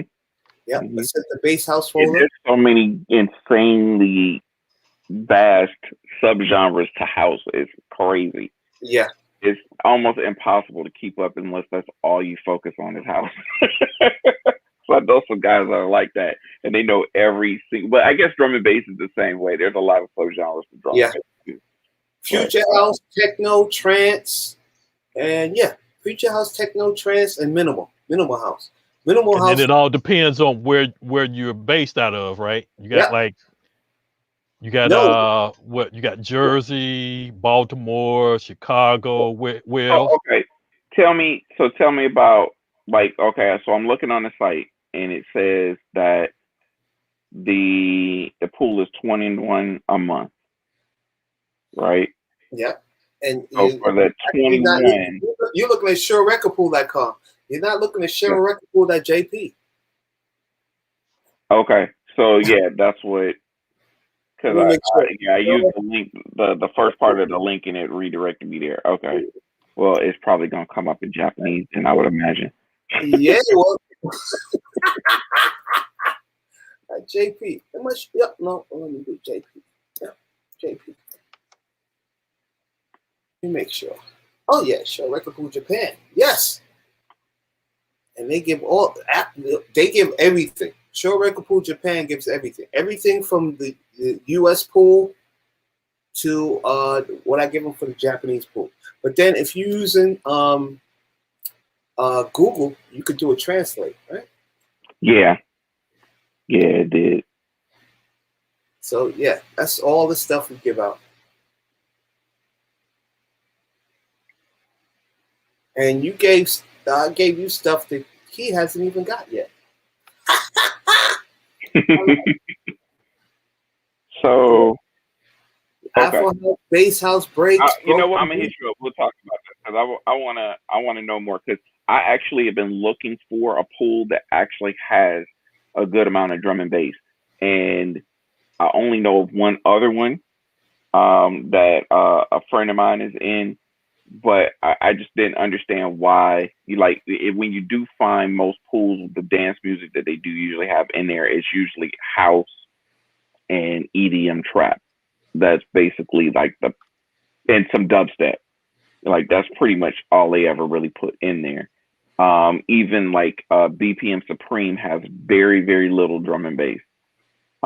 So it's hard to, and then you have to weed through. They kind of got it clumped in with all the other genres, so you kind of have to listen to everything to find what Yeah, you're looking for. So, you have to listen to all of our stuff too, because it's all in the zip file. well, I mean, but you got your zip file separated by genres, though. Yes, yes, I do. Yes, I do. They don't even have the genres separated. This is Oh, like okay. EDM, and it's all mixed together. You know, you have house and techno and trance and Yeah, yeah. dubstep and drum and bass. All of it's mixed together, and then there's so little drum and bass in there that it's a needle in a haystack trying to find it when they got it mixed up that way. So, As Kenya will tell you, I do not even advertise in the Atlanta DJ record zone. I've seen people probably advertise. why I didn't know. Yeah, I've, yeah. I've seen people But advertise. I do not advertise. I can, No, I would be able to vouch for you. I mean, I wouldn't mind, but some no, that come no. in and they're selling because there are some that have legit, because there was I think there was one guy recently that posted, and he had to show credentials, I think, to one of the admin that he was an actual record Still on them pool. hard drives. You still ain't let calls in it. No, it wasn't a hard drive. It was he was doing a record pool, and I'm like, okay, I'm gonna let somebody else question you on this, because I'm not finna get into this. I usually can tell the ones that are doing the hard drives and the flash drives, and I just usually I saw that flash drive. drop them off immediately. I saw that flash drive. But, what's up with the flash drives? Huh? What's up with the flash drives? Same thing. It's the same thing. It's a hard drive. No, they giving people music on the flash drives? Yep. Whole crates of music. full of music. It's the starter library, basically. Yeah. You just bought your controller yesterday. I made them spin it, Jacob. You bought a hard drive, and now you a DJ. That's basically what they doing. And you get the light controller. You get the controller with Serato light, and you a DJ now. And see, now I know the ones that's gonna start all the static. That's gonna be like, oh, I'm reporting you to the admin. I know the ones that's gonna snitch. So I try to beat them to the punch, because I don't want them in my inbox, or Gary probably don't want them in their inbox. So we just tell them, y'all just don't post no music on there, period. And there was one specific person, I haven't seen him around. He'll disappear. Matter of fact, he was in the group with us when I was trying to get the sound for the pandemic, and he was the one that mentioned the voice meter. He sells a lot of music on his site. I don't say anything about what he do on his site, but when he comes to a group or whatever, and he knows, and whenever somebody posts music, he points it out to me, or he may say, "Oh, you let this person." I'm like, "Nope, I didn't. I just didn't catch it till now." Bloop, drop them. They gone. So I haven't seen him in a while. I don't know if he just got kicked off Facebook or whatever, or if he's actually got caught. But he was doing it like daily, and he may have been getting a few people. I mean, he was doing it for like a whole hard drive for maybe like $40 or something like that. I see ads on Instagram about the hard drive.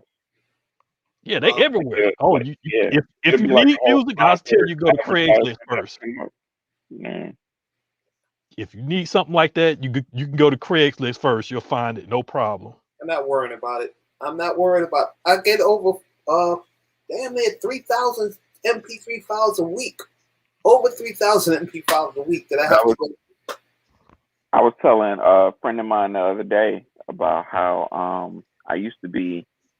I knew before this was like a common thing that a lot of people really just knew, that Tuesday was new release day. Every Tuesday, I was at the shop buying whatever CD was out, and it got to a point where I started buying random stuff because I had everything. Something come out, something get pushed back, so I find something else. I wasn't walking out the store empty-handed. Now all that stuff comes to me. I'm running a record pool. Woohoo! Yeah. That's the crazy part. I think that was a game changing thing for me when it came to Serato.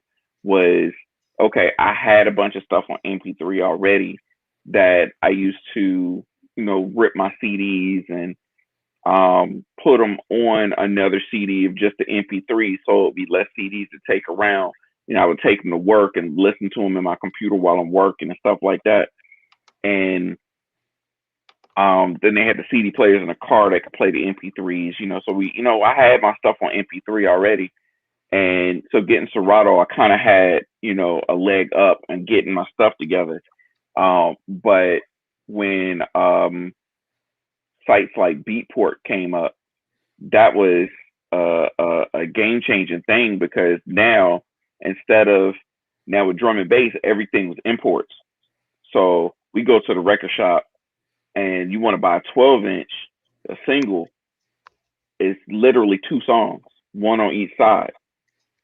and it's $10 for 2 songs.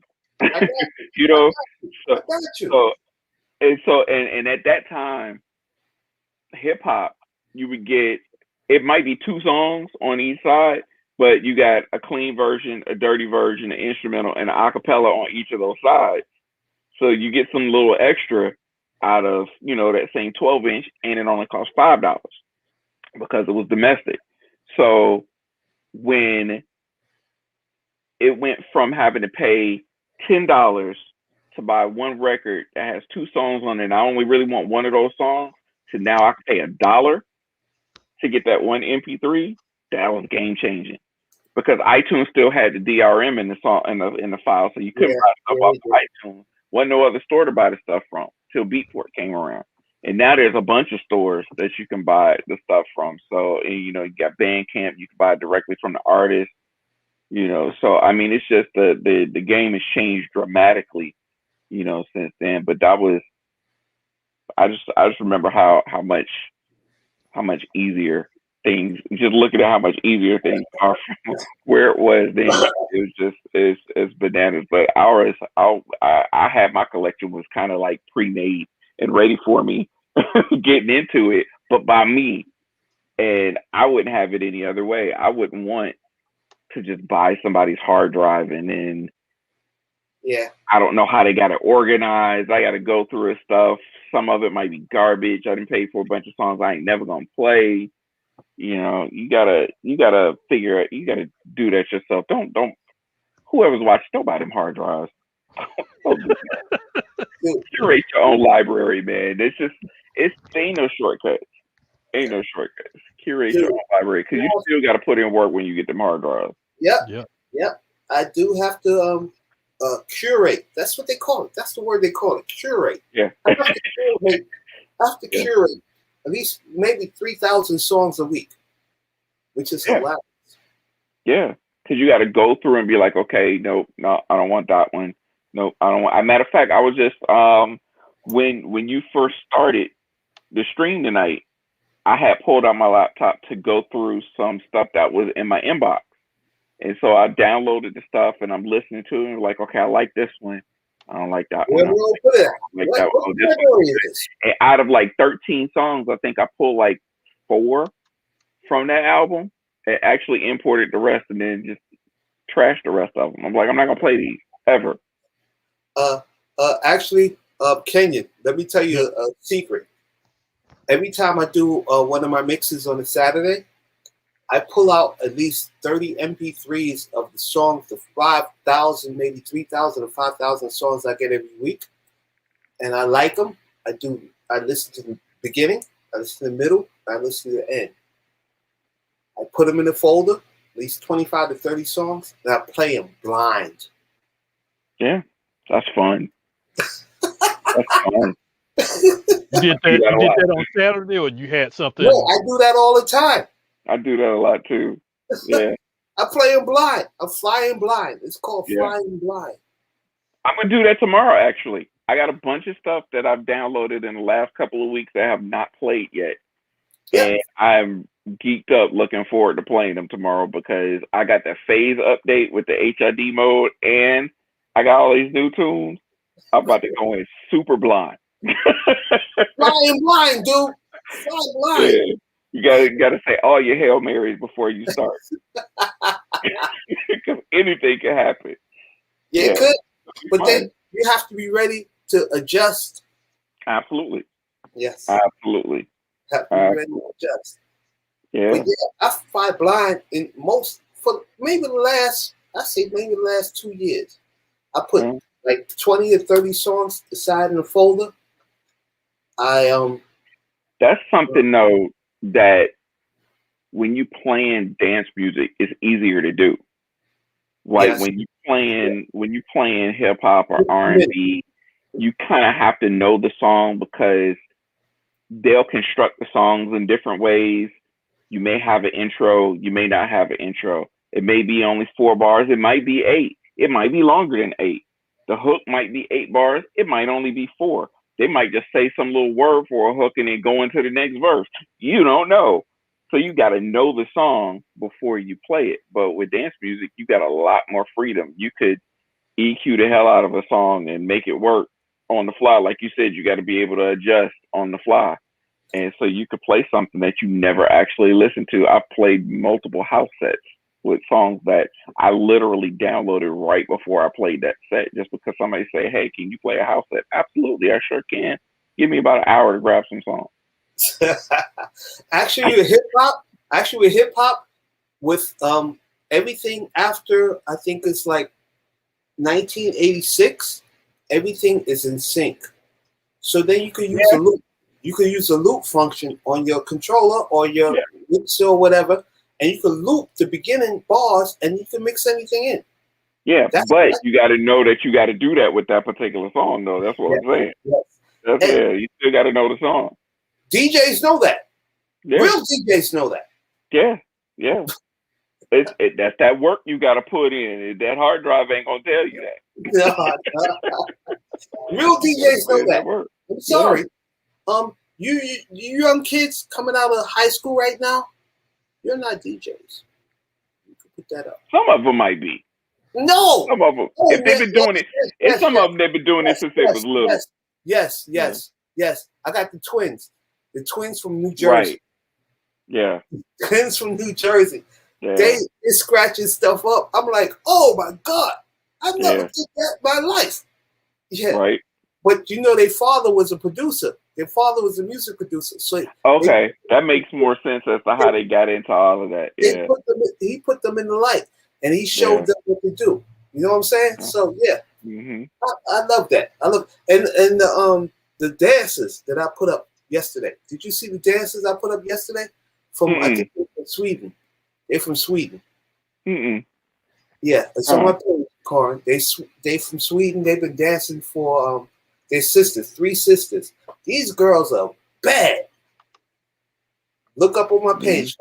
Can you? That's why I don't want to be that old dude that's sitting there talking about all these kids.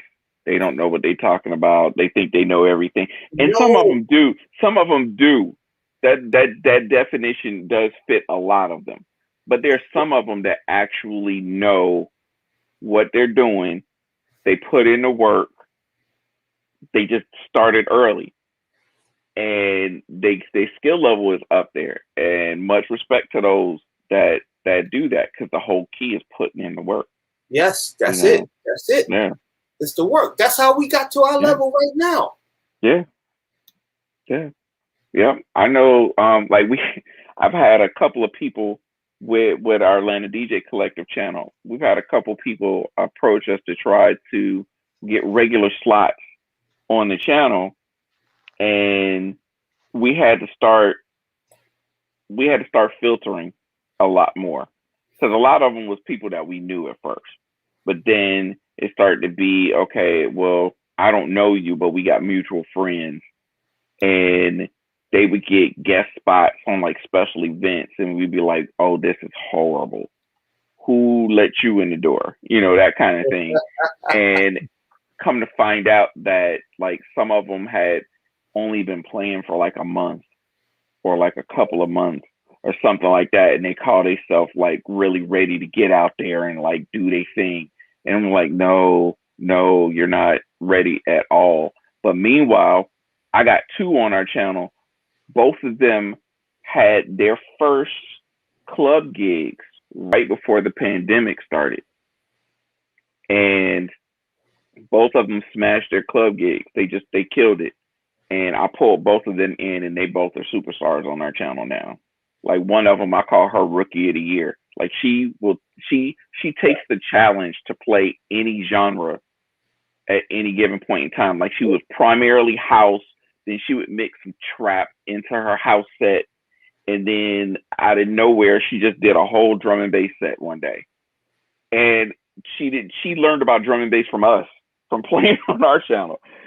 So I mean, she puts it out there, and she's young, and she got the skills. Whatever. I've always been telling people, the piano hasn't changed. there's still the same notes on the piano. Right. C, E, F, G. So all music is made from that, right? Right. So why are you going to categorize it? Why are you going to separate it? Music is Yeah. music. Music is music. Music can interchange like this. And I Right. do that all the time. I do that all the time. That's what I love to do. Yeah. You know what I'm saying? Yeah. Yeah. I did it. I sent the sync for the girls. I sent the link for the Okay. girls. I see it. YouTube. Yeah, I did a set some months back of so there's a well, he does mostly house now, but he more known for doing drum and bass, DJ Zinc. And he made his last full length album was called Faster. And it basically started from like a lower BPM, and each, through each song the tempo sped up, going up and up and up and up till he got to like 170 whatever he was in for drum and bass. And it's a fantastic album. But I took that concept one day and I did a set like that. And I started in like the 70/140 dubstep trap area, and then moved into, I think I ended up playing like some slow jams that led into some R&B, to some hip hop, to some house, to no, I played like some like freestyle, and then went into like some house from there, and then drum and bass. Like I went through the whole spectrum. There was some rock and pop in there, just sprinkling all of this stuff. And then I started getting messages from a bunch of people after that, like sending me messages on Facebook talking like, "Yo, how deep are your crates? Like you got all of that?" And I was like, "Oh, man, I grew up in the MTV era. I know all of this stuff." Like, you can't. It's not a whole lot of genres of music that you can pull up, and I ain't heard nothing from it before. Like, I know quite a bit. So those are fun though, because you get to stretch out a little bit. Mm-hmm. It's harder to keep those BPMs going up like that, but it was fun. I love it. I'm trying to get back out to Germany. I'm trying to get back out to Japan. I'm trying to get back out to London. These guys want me out there, but I can't get out there because I have to wear a mask. Yeah, everything's locked down, man. Hopefully this stuff is over soon, man. My wife was saying that earlier. I forgot what she was talking to my daughter about her going back to school and next year, and she was like, yeah, I'm excited to see my friends, but we just gotta wear masks, and and it's sad that the kids are looking at things that way. And then my wife thought about it. She said, people are so selfish that they went from, instead of wear your mask, social distance, stay in the house for 2 weeks, and it'll all be over with, and instead was like, no, I don't want to do that. Fuck to me, that's inconveniencing. You need to make a drug for me to take instead, so that I won't get sick. Which, not realizing that thing we're trying to avoid is a part of the drug, which is how it keeps you from getting sick. So it's just crazy. Like, the thing could just be gone if people weren't so selfish. And but I think it had to happen. We had to slow down. Everybody had to slow down, and it actually changed a lot of stuff. Now people can, do stuff that business could have been doing a long time ago, letting people work from home. A lot of DJs realize that, hey, there's a whole area online I could be presenting music to people, and oh, look at that. People want to hear more than the same 15 songs that they listen to on the radio when they go out to the club. They like to hear a variety of music, so things have changed for the better because of it, but it's still kind of crazy at what could have been if it didn't. So, if we were all together in the beginning of this, because we didn't know what was going to happen. And right. If we set up a platform, and we could have all made money off of this. Yeah. Yeah. That's why I tell people now, I'm like, look, y'all keep sitting here, try to keep fighting Facebook if you want to. Keep getting shut down, keep getting kicked off. That ain't the way to go. You need to go to a platform where you can build a community and you can monetize your stream. Stop being scared that the RIA is gonna come after you. If they was gonna come after you, they'd have came after you already. That's not even the thing right now. Don't be afraid to make your money. There's so many. I made a whole YouTube video explaining how you can make money off your stream. And every comment on there, like, "Oh my God, thank you. This was great information." Because there's so many different ways that you could do it, and you can make some. You're not gonna make, like, at this point in time, you're not gonna make a living off of it unless you already got a big name for yourself. Yeah. Like JC could probably do it if he, set things up properly, and took advantage of it. I see him streaming more, but I don't know all the details of what he got set up, but I think there's probably more he could do to take advantage of it. Because he's got that name for himself already. But as far as like smaller guys like us, that's more local, we got a name locally. But as far as like going on the internet, we're small potatoes compared to like a Jazzy Jeff or a Scratch Bastard or something like that. We can make a couple of extra dollars, and some equipment money, or something like that, and it's possible, but there's too many of them scared. They scared somebody gonna come after them, and I just don't understand it. If you scared, say you scared. Yeah, step out, step away. Yeah, exactly. Get out the way and let the rest of us go.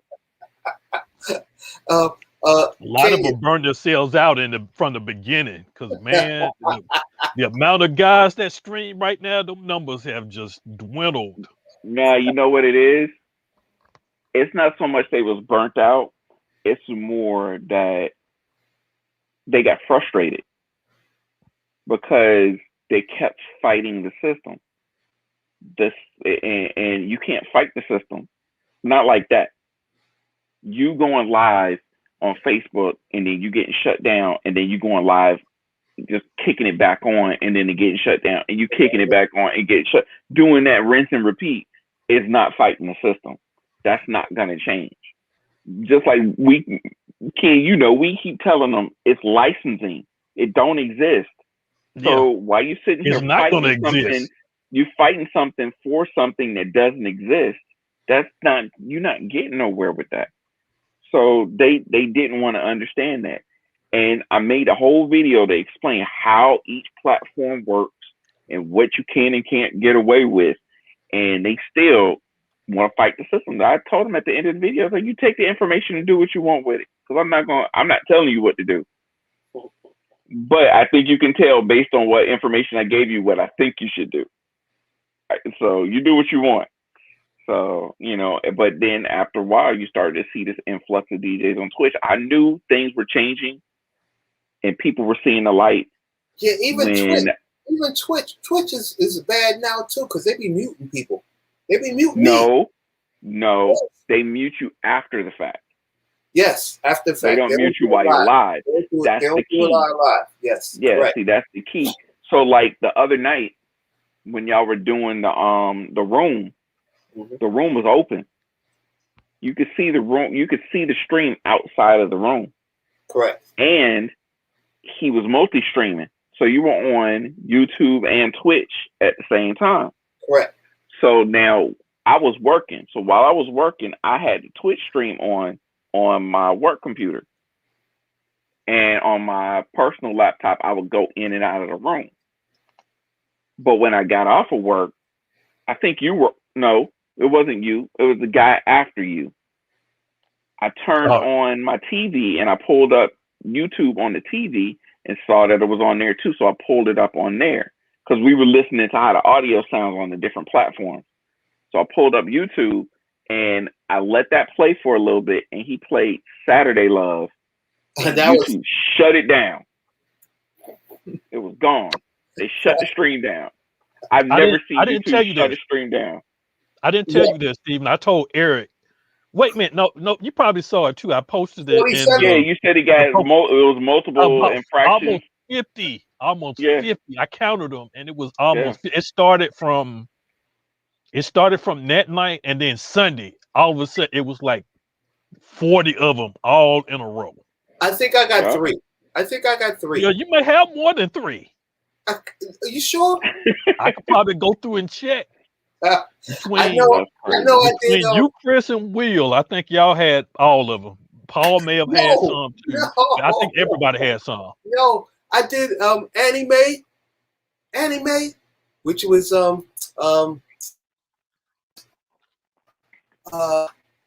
anime, which was Nat King Cole's daughter. I did that. I did what's the other one? Oh,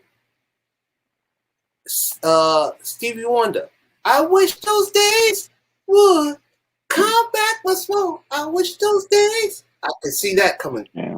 But then I can't see any other. Yeah, I mean it was crazy. I They were never late. seen like I typically, unless I'm on a device that is easy to access Twitch, when Jazzy Jeff goes on, I usually have my TV on YouTube and just let his stream play on there. I've never seen him get shut down like that. And On he YouTube? plays like some of everything. Yeah, I've never seen them cut him off in the middle of the stream. So They when shut it him cut down? you off, no, they didn't shut him down. So when the guy that played after you on Saturday, when he played Saturday Love and it killed the stream, I was shocked. I'd never seen YouTube kill a stream before. That's literally the first time I've ever seen him do it while it was live. But what was weird, I don't know, Ken, I don't know if you triggered it to come back on or if a restream did, but I went back and it showed that it was still live and I clicked on it and the stream was back up. But within a couple of minutes of it being on, they gave me that same copyright error message again, and it killed the stream. And it did that a couple of times before I just said, okay, I'm just gonna leave this off. And then the next day you said how many infraction notices you got. I was like, yeah, okay, I could believe it. Most of them might have been in that one set. I've never seen them do that before. Kenyon, stop breaking the law. You need to stop breaking the law. That's crazy right there. Oh, let me blow it up. You need to stop breaking the law, Kenyon. Make me feel like dancing. Wow. And it's amazing what's in. It's amazing what songs are in the algorithm and what's not. Like I don't even like on my personal Twitch channel, I don't even let it record and save the VODs anymore. I just turned them off because I'm mostly on my channel playing hip hop and R&B. So it's gonna mute the whole damn thing. So it's no point in there even being a VOD on there at all. So I just turn that off because I record every set that I play anyway and upload them to SoundCloud. Yeah. So there's no point in leaving those on. But on our collective channel, it does leave those on. And I always go in and I look at my VOD to see what got muted. And at one point, I was actually making a spreadsheet. It was like, okay, these are the songs that get muted. Don't play these songs to see if we can get a whole set where it's not muted. But it's so unpredictable. Like sometimes I played a song one time and then another time played it. And one of those times it muted, the other one it didn't. You know, it's random. And then when I played the first vinyl set that I played, it muted one song out of that whole set. And I honestly was surprised that it muted any of them because these are mostly these drum and bass songs are that I was playing anyway were on labels that don't even exist anymore. So they're not even, the songs aren't even available digitally. But this particular song is.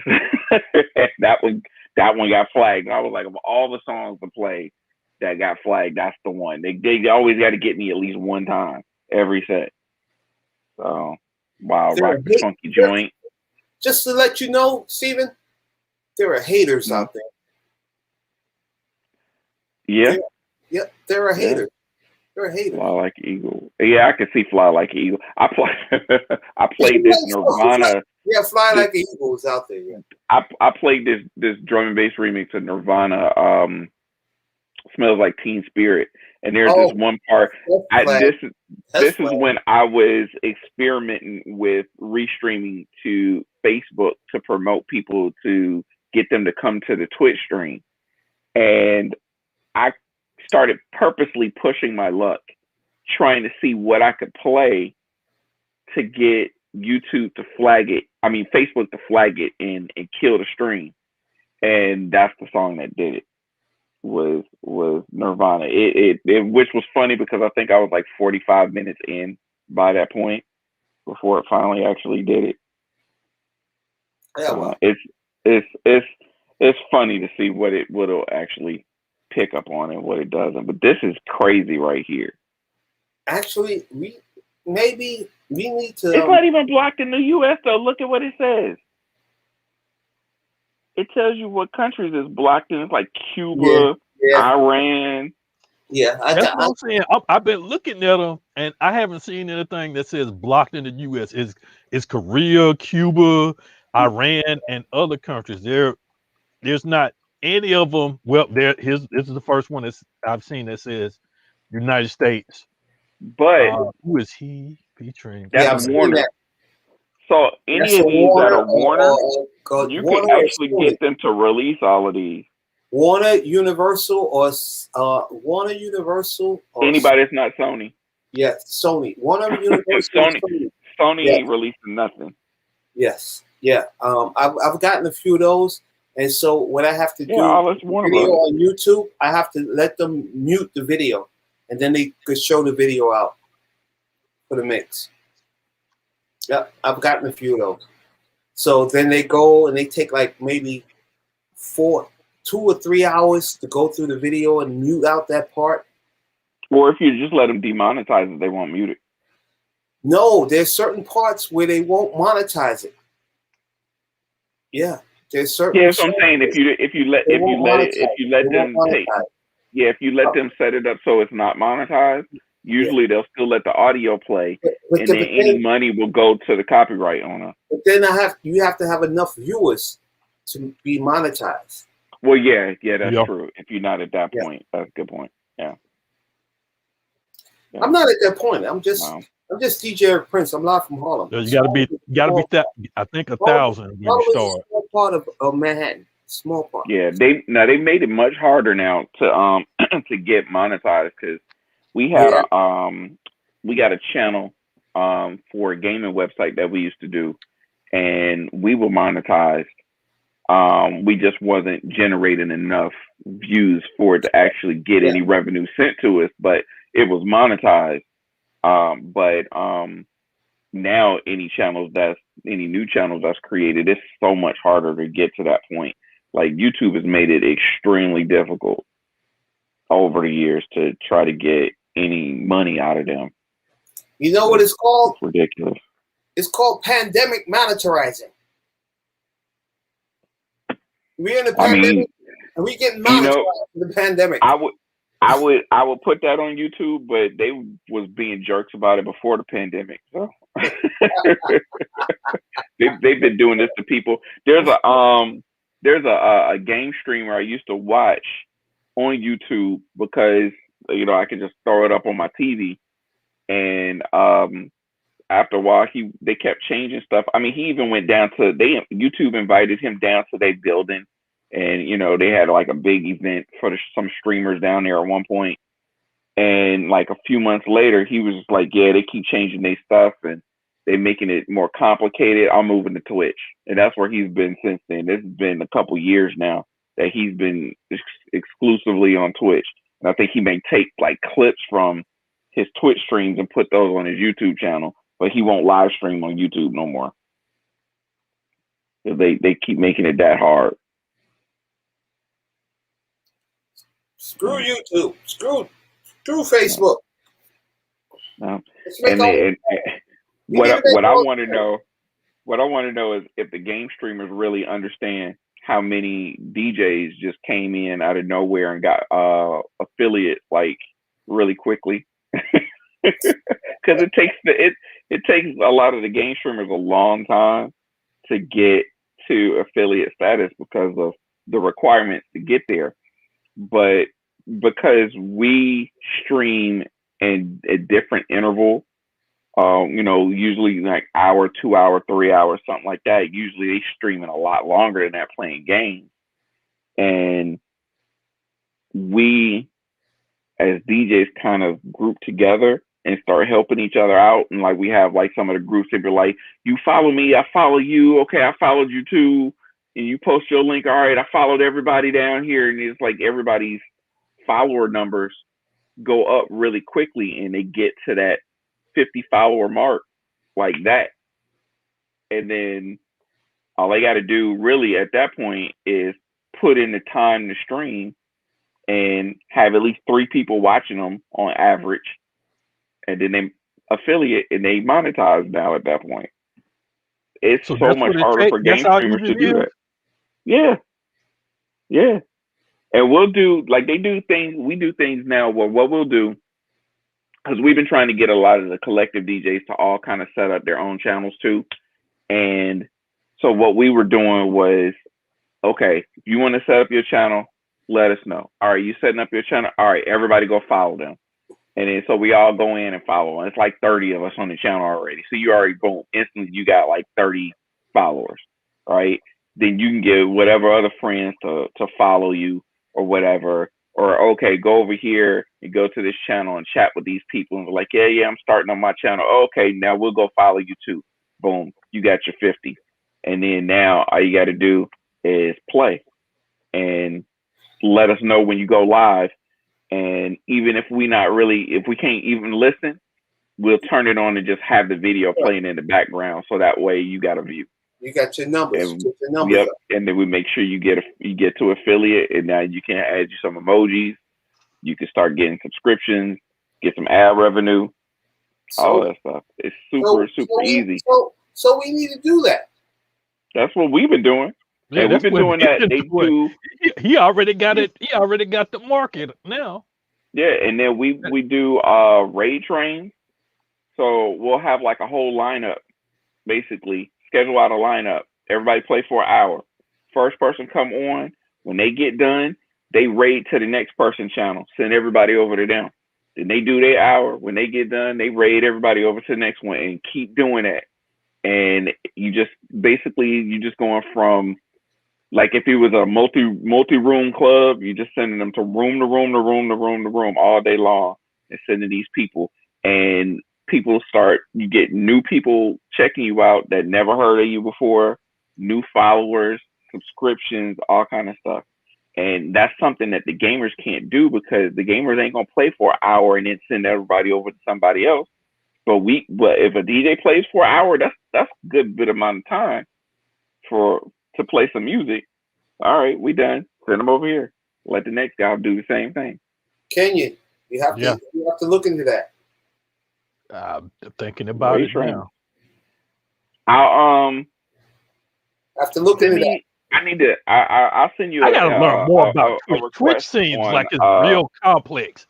When you explain to Steven, it's like, oh man, that's new science. It's so simple. The thing that gets harder is when you start going into like Streamlabs and Stream Elements and start trying to add extra stuff there, which even that's not that complicated. It just depends on how deep you want to get with it. But as far as actually streaming on Twitch and what Twitch can do is super simple. And we actually, as DJs, are able to utilize it in ways that the gamers can't do. And so we're basically able to take advantage of a system that wasn't set up for us and make it work for us in a much easier way. Yeah.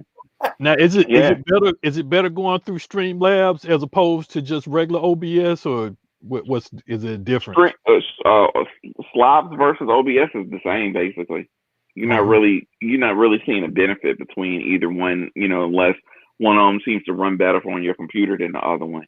But as far as the setup, the setup and whatever visuals that you can add, The only benefit with the visuals with Streamlabs is that they got stuff that's already integrated that you can add with. I think it's a subscription service you got to have to get it, but Fine. they got stuff that's already in there. And if you use Streamlabs to set up like your alerts and stuff like that, it's easier to add them in because all you got to do is sign into your account and then you click on something and boom, it'll pop up versus having to get the URL and add that as a browser source. But even doing that is super easy, so it's a lot easier than it seems like it is. But it goes back to what we were talking about with DJing. You still got to put in the work to set stuff up and to actually build your audience. And you can get to affiliate pretty easily, but you still got to put in some work to get it. I don't know if they still have there was a thing at one point with SoundCloud and Twitch. If you had a SoundCloud Pro account, you could get fast track to affiliate without having reached all those individual requirements. But I don't know if that's still active or not. I have to look and see if that form is still there. But that was something that some people could use. But you're not really going to see the big benefit from having that fast track. If you don't if you're not putting the work in because you don't have that audience.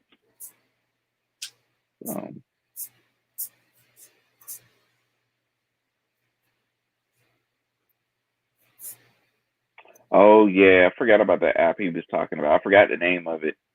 I think I had downloaded it. I don't know if I still have it or not. You muted. I said I'm about to check out because I just found out I got an eye appointment tomorrow. I'm gonna finally go ahead and get me some glasses. Needed them like way before the kids was born, but I've been pushing out trying to get them because I've been hard. Every time I had glasses in college and I had contacts when I moved here to Georgia, and I was never good on keeping it up. So I mean, my concept is when something. Let me see. What was it? When something don't work, fix it. Well, no. Yep, I know that. But, let me see. It was something. Let me see. Miko. He said Miko is the name of the app. What was it? These glasses here are reading glasses. My glasses are reading glasses. Yeah, I probably need some of those too. Looking at some stuff starting to get fuzzy now. But getting to that last point. time I went got my eyes checked, doctor said you really don't need glasses, but you have 2 cataracts in both eyes. So I need to get both my eyes operated on. And once I get my eyes operated on, I don't need the glasses anymore. So not even for reading. Not even for reading. I get that taken care of if I was able to have that problem. Right. Well, why you ain't able to have your problem taken care of? I'm finna try to take it care of now. I just don't want to be dependent on glasses all the time. I can't see stuff. Okay, now I think I remember. Make your wife drive. Make your wife drive. When yeah, mine ain't doing that again. Make your wife drive. I hate driving with my wife too. Check this out. Before I got married to my wife, I love her to death. She rented a van, and we was going around a corner. She took the corner at 30 miles an hour. It was like actually 35 miles an hour. The damn van was tipped like this. I was like, oh, no, stop. I'll drive. I never let her drive again.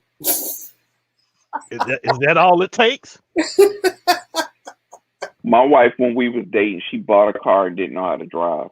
I'm like, what kind of sense is this? I had to teach her how to drive. I was like, why do you have this car? You can't how did you get a driver's license? Like, You couldn't you can't physically drive. drive it. I mean, she just couldn't She drive it. she taught herself, so she had some fundamentals of how to, steer and stuff, but she didn't. She needed some refinement She played with it. video games. It's She played that way. video games. But yeah. So that was funny. I was like, how you buy a car and you can't? And before that, she was renting some. I was like, how you renting a car? She's renting it for her And friends. She's renting it for her friends. You can't drive though. You don't know how to drive. I can get down the street. Okay. Get down the street and give it to her friends. So Yeah. she can drive. Yeah, she can get down the street, go to the grocery store and get some stuff and come back. She'll make it. That was funny. Dude, you're right there. You're at your mark. 1:30. Man, pay way past 1:30. This thing says Oh, you talking about the time? Yeah. almost 4. It's almost 4 hours. Yeah, you said 1:30. You gonna do that? Yeah, I said probably at least to about 2:30. Oh, 2 no. hours and 30 minutes. I can't hang with y'all. I finished the talk. I gotta go to work in the morning. I finished the talking. I finished the talking. So that was when I got to my point. I'm getting ready to go sleep right now, right here. You know, I can't do that.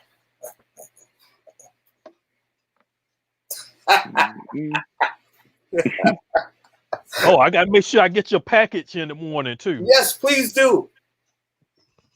Let's see, where is it? I gotta find a box. I know I got one around here that size. I'm looking. Okay, I got one right there. Oh, all right. Here's the shirt. Here's the shirt I have on. I get the angle. There's a good angle right there.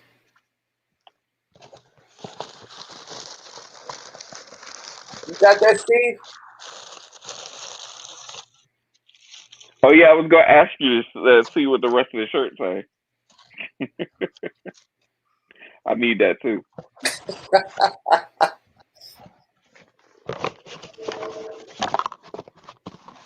I definitely need that shirt. I be having shirts, dude. That's one thing I do. I walk around with them. Yeah, that's why. Yeah, I try to have a pretty good T-shirt game. But, Kenyon, that's a good one. You check see it your out. shirt? Check it out. Which side? I didn't hear you. Have headphones Check on. it out. Check your shirt. Wait, hold on. I got it. Now I remember what it is. Now I remember what the saying was. Don't buy glasses, buy a larger TV. It was something to that fact. So all my TVs are large now. At that point I was in 65 inch. Yeah, there's always that too. That was 9/11. That was around 9/11. So that was what, 2001. Wait a minute, hold on. I still can't see it yet. What my screen went to? Hello? Yeah. Hello? Okay, Mhm. wait, y'all still there? I lost my StreamYard screen. Where is it? Right there. There we go. Never underestimate an old man who is also a disc jockey. Excellent. What was the one you had on last week? You had on the one with the prices. Yeah, that was 30.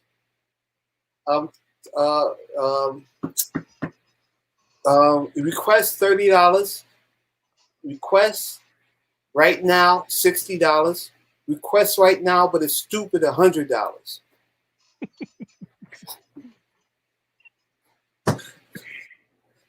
Request $30. Request right now $60.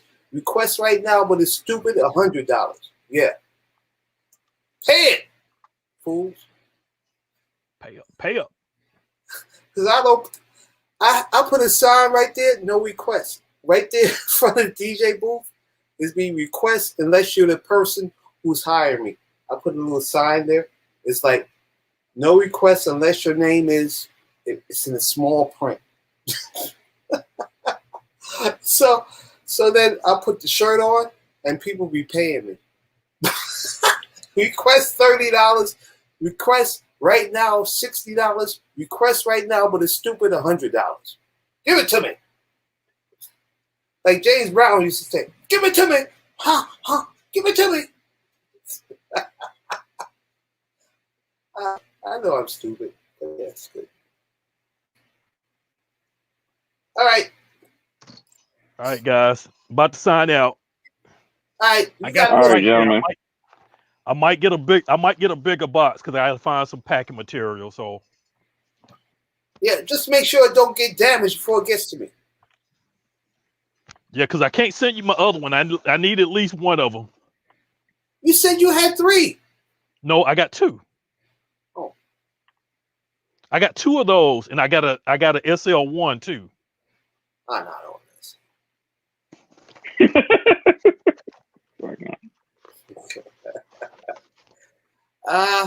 Yeah, okay, good. Remember, like I said, you got 3. I'm tell you 3 how long channels. I've been on Serato. My SL1 don't say SL1 on it. You got the Scratch Live one. Yeah. Yep. And your cables. SL 1, 2, 3. That wasn't even a thing. The box didn't have a name at the time. It was a Serato box. Yeah. A Scratch Live box. Nice We weren't even calling it Serato. We was calling it Scratch Live. Yeah. So, like I told you, Kenyon, I'm gonna do switching up. I'm gonna do the NS7 III. I'm gonna do the SO3, and I'm gonna do the tractor. I'm gonna just switch it up. I'm just gonna, like. What you gonna do with the SO3? I'm gonna do. I have Turntables. the CD. Oh. CD. CDJ. Okay. No. Denon 3700s. I sent the link. Those are little. They small, right? They small and they spin. Okay. Yeah. They're direct drive. Denon direct drives. Let's see, because I did pull up a picture of it. Yep. Earlier. Eric, I sent you I sent the link. Denon 3700s. I sent you a friend request on Facebook, Eric. Okay. And, I'm gonna add you over to this group for Twitch DJs if you want to get in on the raid trains. They be putting raid trains together over there. All right. We'll do. I played on those. Those are they actually spin. cool. They spin. Yeah. They spin, dude. They like turntable. They like But Yeah. they belt drive, right? No, the 37s are direct. Mm-mm. 3700s are direct drives. So what are the ones that you said had belt drive? Those are old ones. Yeah, those are older ones. I'll send you a picture of them. The 3000, yeah, 3000. Those are belt drives. Those look like the belt drives ones. I have a pair of those too. Yeah, that was the ones that I just showed. These right here. Yeah, but but the 3700s are direct drives. Those are belt drives, and they spin. Those spin. I used to love those things. I still love them. As I used to. Well, I used to love them until one of them stopped working. Besides the belt. Yeah, I don't even think it's the belt. I don't know. I have to send them to you for you to do your tech support on it. Wait a minute. Hold on. How did I do that? Spending fucking $300 to send them down to you for you to charge me another $400 or $500 to fix them, and they only work for about $200. And if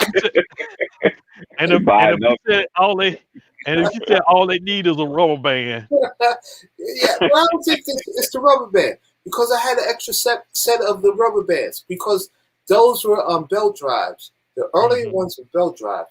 The ones that I love, the 3700s, were direct drives. I love those things. I have a pair of them. So Yo, send me the box. I'm gonna set it up and I'm gonna show you what I'm gonna do. When I want to do it. You guys, you'll be good. I gotta go to work in the morning. It's like 1:35 in the morning. 1:30. Wow, y'all got me up this late. I got a regular job. You've been up later. I got a regular job. That's him. No, no. That's him. That's him. I'll let y'all talk while I finish eating my dinner. So yeah, that's him. Blame it on him. all right, guys.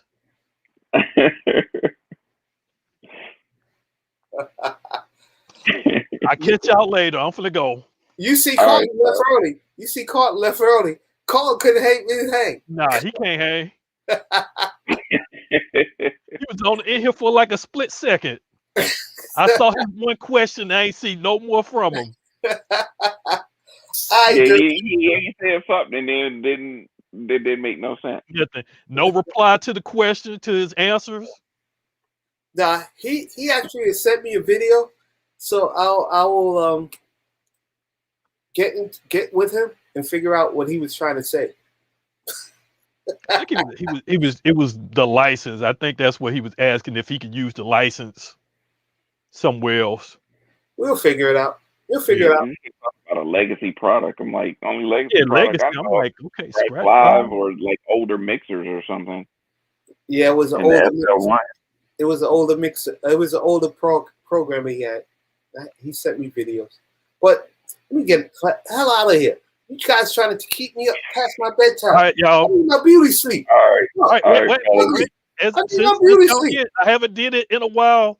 Sign out. Let's since Eric gotta go night first. Let me let him sign out first.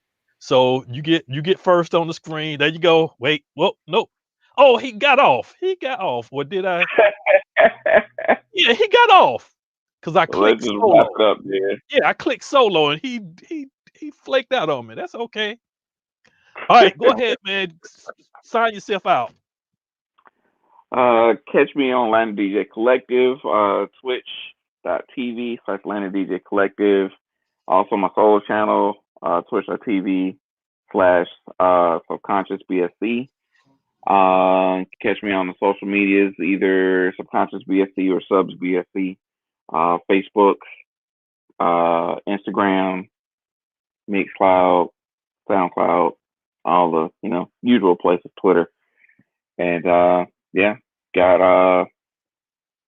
any questions about streaming? Have was digital streaming tips. That's the name of the channel on YouTube. And I got plans on putting some more videos up for that soon, so check that out.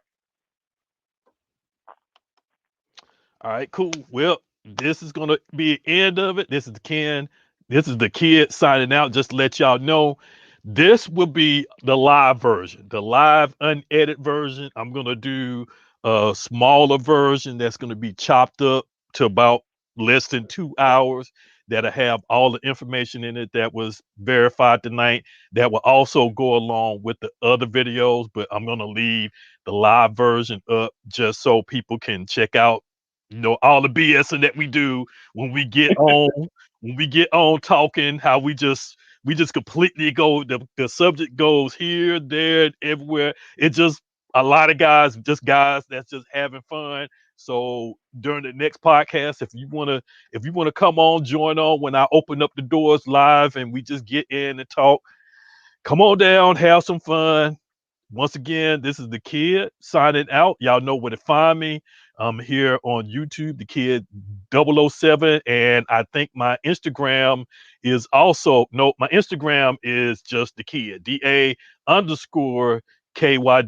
and on Facebook you would have to find me under my government name, Kenyon Ellis. So make sure y'all come and check me out if you need anything, any questions or anything, tech, whatever, just hit me up. All right, we are about to sign out. I'll catch y'all next week. Atlanta DJ Zone Tech Tuesday Live. You're here with the kid. Peace.